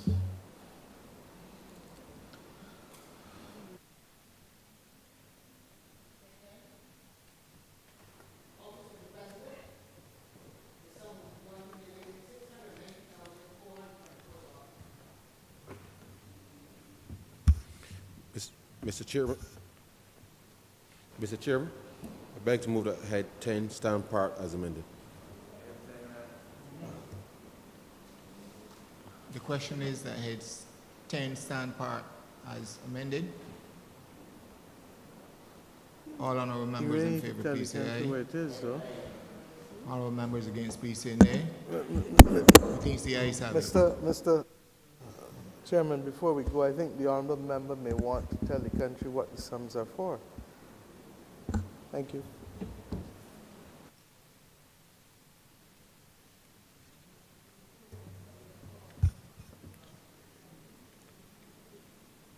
Mr. Chairman, the Office of the President has requested. Hold on. Can you hear me?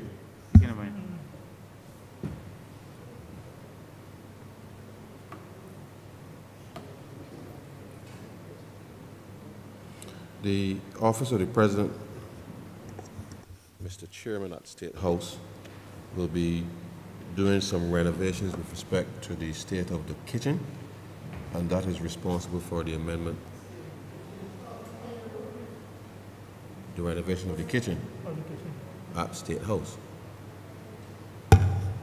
Honourable member, I'm having some difficulty hearing you. Can you hear me? Hello? Oh.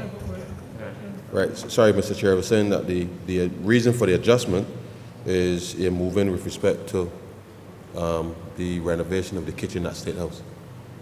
And therefore, those sums have been approved with respect to being able to outfit the kitchen at State House.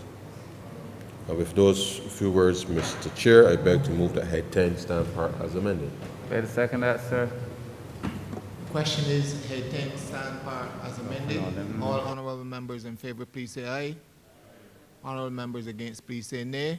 Methinks the ayes have it.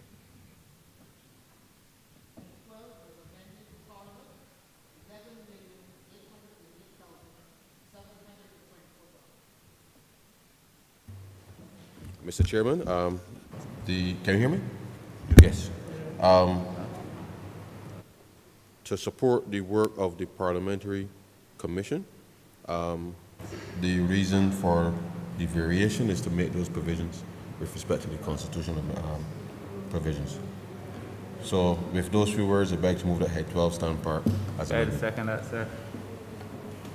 The question is that head 12 stand part as amended. All honourable members in favour, please say aye. Honourable members against, please say nay. Methinks the ayes have it.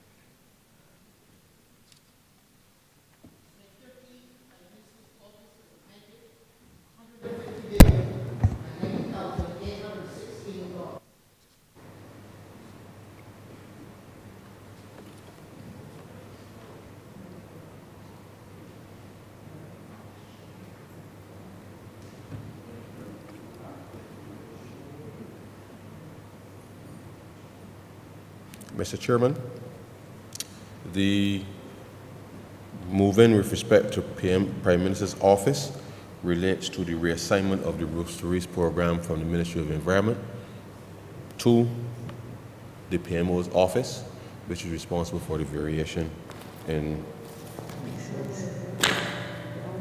the addition to head 13.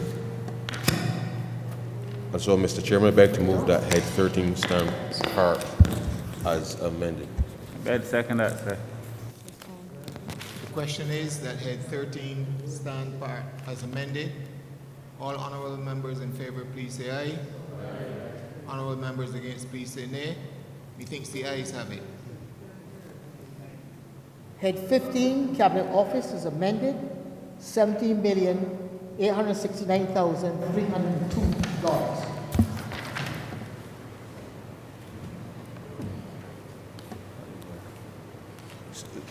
Mr. Chair, oh yes. Oh. The Constitutional Commission, the Constitutional Review Commission is under Cabinet Office, and that is the reason for the move-in with respect to Head 15. So I beg to move that Head 15 stand part as amended. Better second that, sir. Question is that Head 15 stand part. All honourable members in favour, please say aye. Honourable members against, please say nay. We think the ayes have it. Head 34, Ministry of Finance, Economic Affairs and Investment as amended, $138,483,130. Chair, with respect to Head 34, is additional provision with respect to the population housing census, as well as extra resources made available to the Statistics Department. And so, with those few words, Mr. Chair, I beg to move that Head 34 stand part as amended. Better second that, sir. The question is that Head 34 stand part as amended. All honourable members in favour, please say aye. Honourable members against, please say nay. Methinks the ayes have it. Head 35, Ministry of People's Empowerment and Elder Affairs as amended, $98,295,217.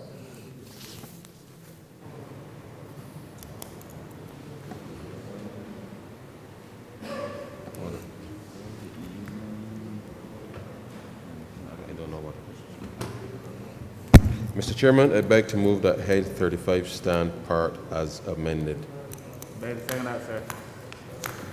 The question is that Head 35 stand part as amended. All honourable members in favour, please say aye. Honourable members against, please say nay. Methinks the ayes have it.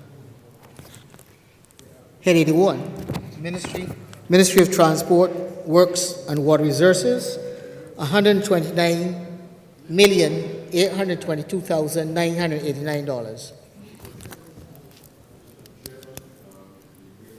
Variation in the sums with respect to Head 81 relates to provision for the persons who continue in the program with respect to the ASH originally, but now the National Cleanup Program. And therefore, I beg to move that Head 81 stand part as amended. Better second that, sir. The question is that Head 81 stand part as amended. All honourable members in favour, please say aye. Honourable members against, please say nay. Methinks the ayes have it. Head 82, Ministry of Environment and National Beautification as amended, $53,684,885.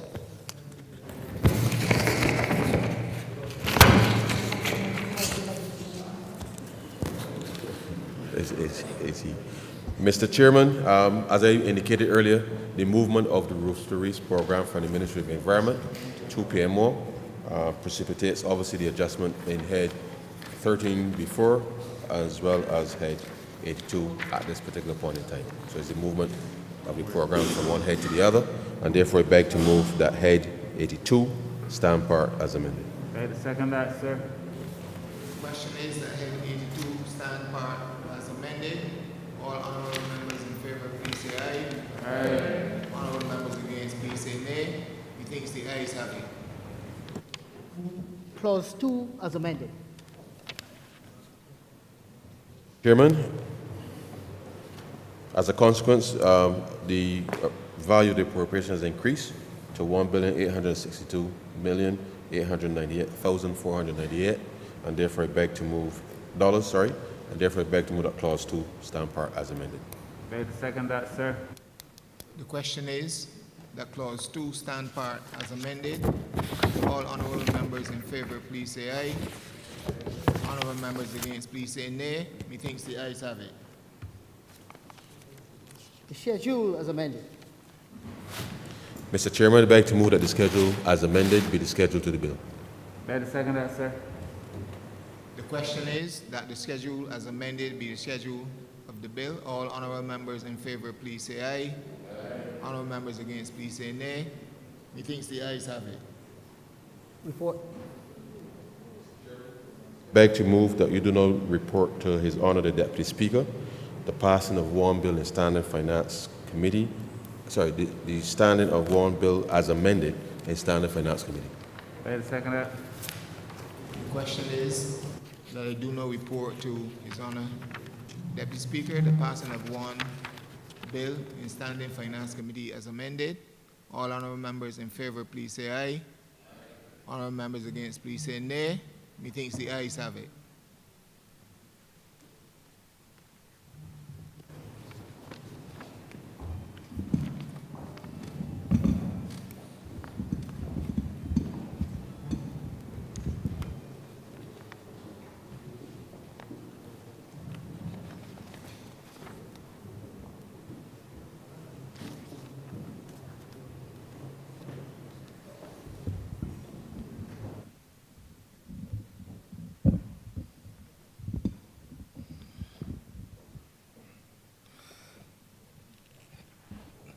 The chairman of Standing Finance Committee reported the passing of one bill in Standing Finance Committee as amended. All. Mr. Speaker, I beg to move that it be read a third time. Third time. The question is that this bill be read a third time. All honorable members in favor, please say aye. All against, please say nay. I think that the ayes have it.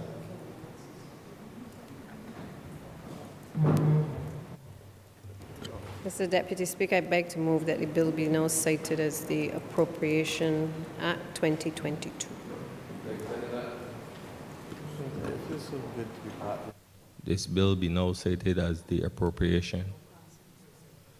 This bill be now passed and so cited as the Appropriation Bill 2022.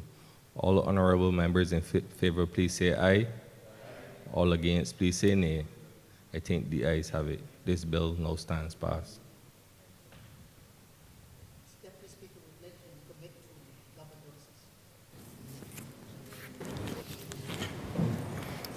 Mr. Deputy Speaker, I beg to give notice of a resolution to grant the sum of $61,584,077 from the Consolidated Fund and to place it at the disposal of the government to supplement the estimates 2021-2022 as shown in Supplementary Estimates Number 8, 2021-2022.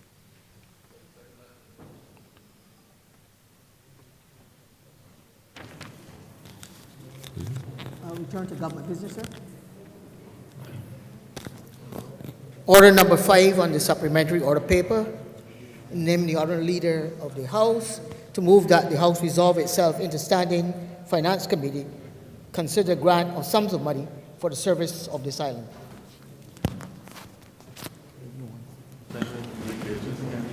Mr. Deputy Speaker, I beg to move that you do not leave the chair and that the House resolve itself into Standing Finance Committee. The question is that the House resolve itself into Standing Finance Committee. All honorable members in favor, please say aye. All against, please say nay. I think the ayes have it.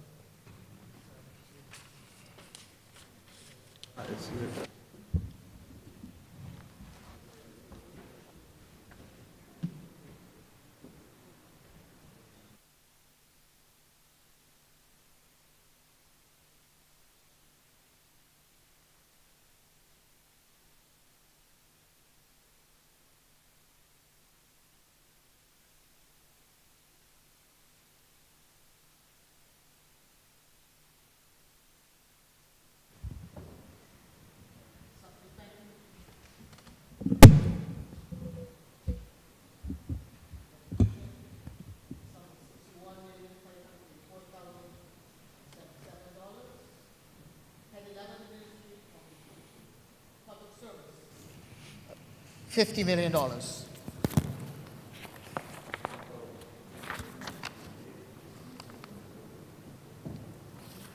can do public service? Do you have a copy of it? Yeah.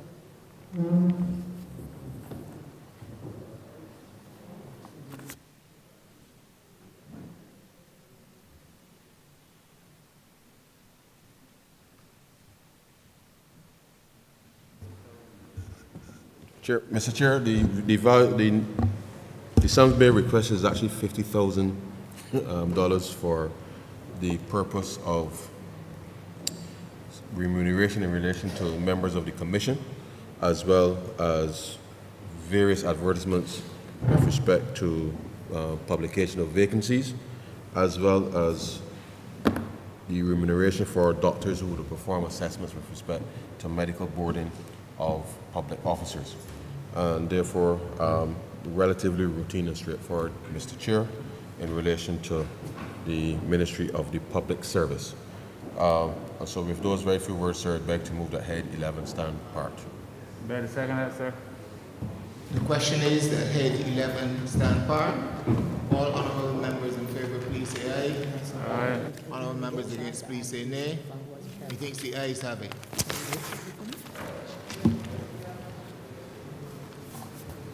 Head 86, Ministry of Health and Wellness.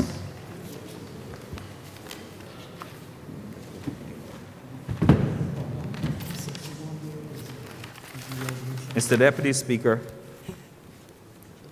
Sorry, Mr. Chairman, I apologize.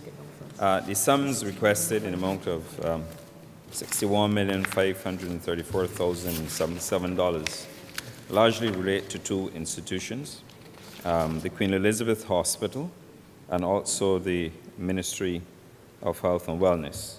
In respect of the request from the Ministry of Health and Wellness, which stands in the amount of $15,407,819, relates to personal emoluments for community health liaison officers. It also requires us to continue some works on the assets under construction and to meet some obligations in respect to contractor payments.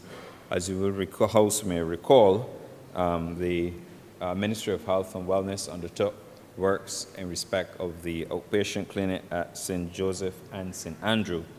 And as a result of the repairs through that project, we owe some contractors some outstanding amounts, and this is intended to fulfill that obligation.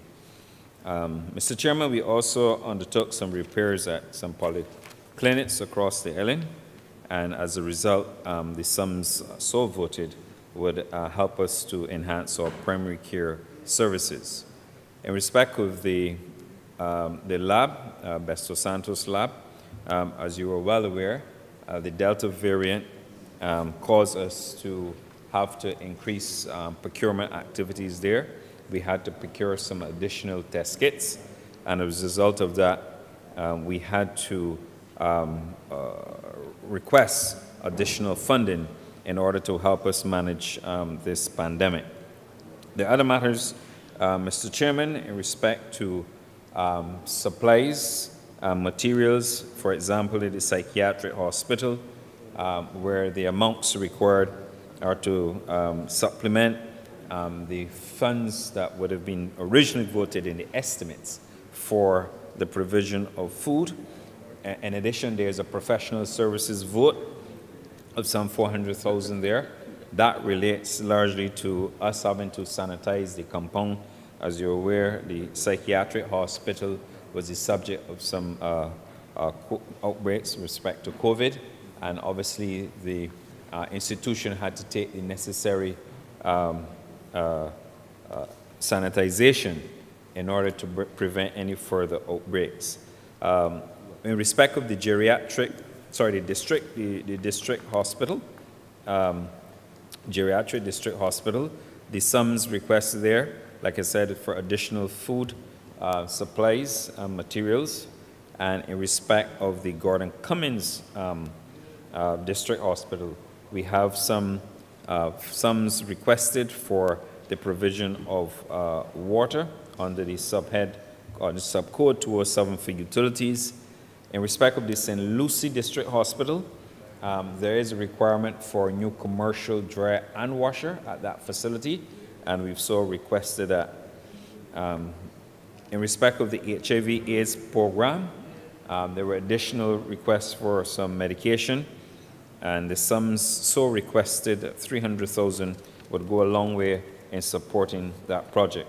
In respect to the National Crisis Management, as we refer to the COVID vote, the request is for additional 900,000 there, and that is to assist us with the execution of the works that we are continuing under that program, and also to supplement personal emoluments for that program. As you members are aware, the National Crisis Management Program, the COVID program, has assisted us in the most fundamental way in us trying to manage the COVID situation. In respect of the Queen Elizabeth Hospital, the sums requested are largely to settle the accounts payable arrears. Some 30.7 million is requested to settle the recurrent expenditure. Obviously, we had to operate the isolation facilities at schools and also hotels until the home isolation program is mainstream. Additional sums in the amount of 2.390 million were requested. Those funds requested to complete the painting of the Queen Elizabeth Hospital, also to facilitate payments to the accident emergency upgrade. We have some contractors that we have to pay. We also have some contingent repairs that we have to do in respect of the incinerator at the Queen Elizabeth Hospital, which obviously needs upgrade. It's pretty much an end-of-the-life system, and we are moving to enhance that. Critically, the sums also included in this vote in the capital works for the QH relate to the air conditioning system that we have at the operating theaters there. We have six operating theaters there, but because it's a central system, we have to move with dispatch to ensure that we protect and maintain the air conditioning unit and system generally to ensure that there's no further delay in respect of any surgeries. Now, in respect of the other matters relating to COVID, simply it's relating to the cost of operating and maintaining the hospital and to pay, like I said, some outstanding arrears associated with the Delta wave variant that we experienced during the COVID-19 pandemic.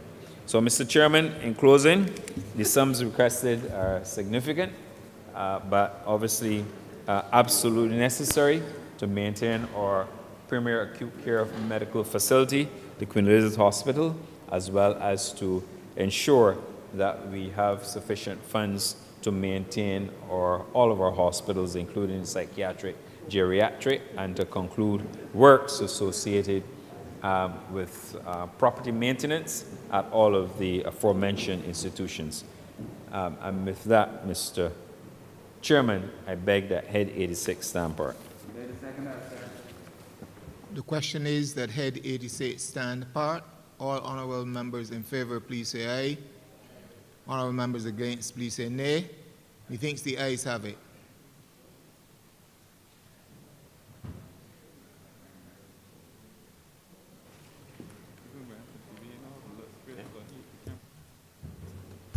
Mr. Chairman, I beg to move that you do now report to His Honour the Deputy Speaker the passing of one money resolution in Standing Finance Committee. Beg to second that, sir. The question is that I do now report to His Honour the Speaker the passing of one money resolution in Standing Finance Committee. All honourable members in favour, please say aye. Honourable members against, please say nay. Methinks the ayes have it.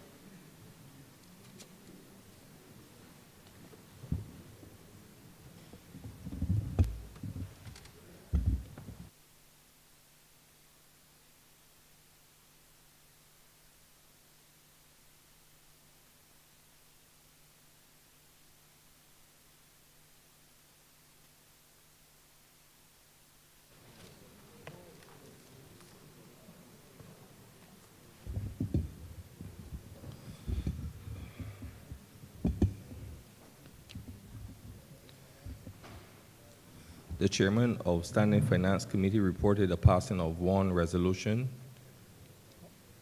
All honorable members in favor, please say aye.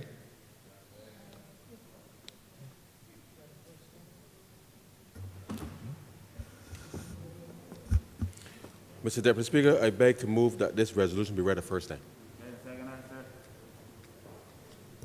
The question is that this resolution be read a first time. All honorable members in favor, please say aye. All against, please say nay. I think the ayes have it. Mr. Deputy Speaker, I beg to move that this resolution be read a second time. Second that, sir. The question is that this resolution be read a second time. All honorable members in favor, please say aye. All against, please say no. Nay. I think the ayes have it.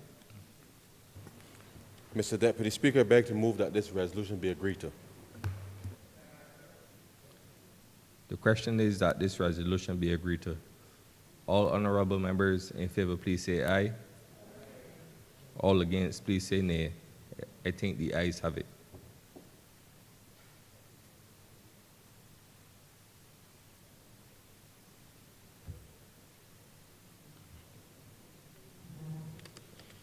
Nothing else, right? You're good? What's your first name, Jackie? Yeah. Thank you, Mr. Deputy Speaker. With that, we have come to the end of today's sitting, and on speaking on the adjournment, let me first of all, Mr. Deputy Speaker, thank all honourable members for their contributions today. Obviously, at the top of that list is the Honourable Prime Minister for her presentation in this budget. And I would want to also take the opportunity to thank, in particular, the Honourable Member for Christchurch West, who has been very instrumental, along with the Clerk of Parliament and all of the other staff, in trying to ensure that we were able to get back into this chamber. It has been a long time in coming, and a lot of work had to go into coordinating and getting us back here. Granted, it is not in the state that we would all like, but it is certainly better than where we were to some extent, and certainly better than how it was when we left it.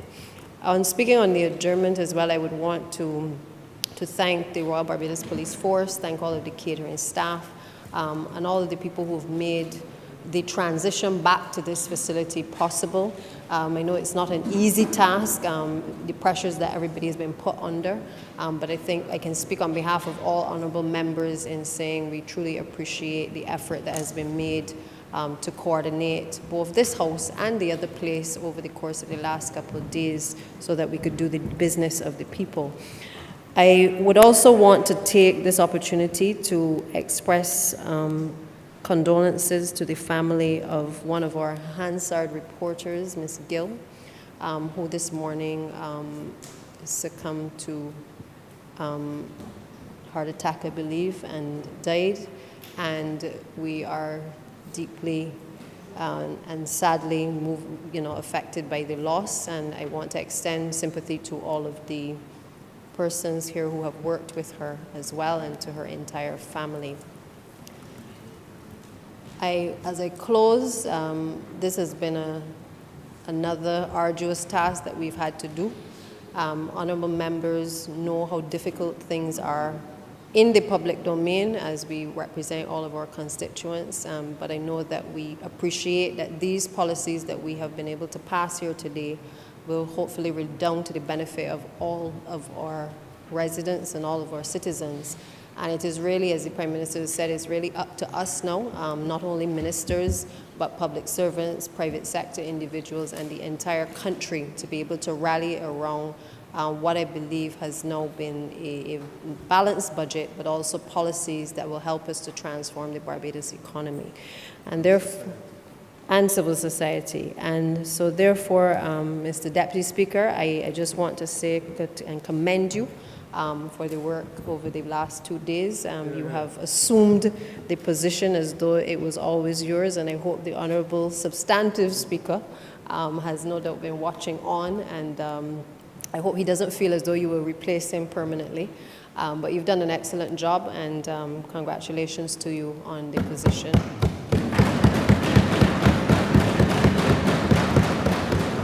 And with those few words, I beg to move the adjournment of the House until Friday, the 25th of March at 10 a.m. The question is that the House be adjourned until the 25th of March, 2022 at 10 a.m. All honorable members in favor, please say aye. All against, please say nay. I think the ayes have it. This House now stands adjourned until the 25th of March, 2022 at 10 a.m. sharp.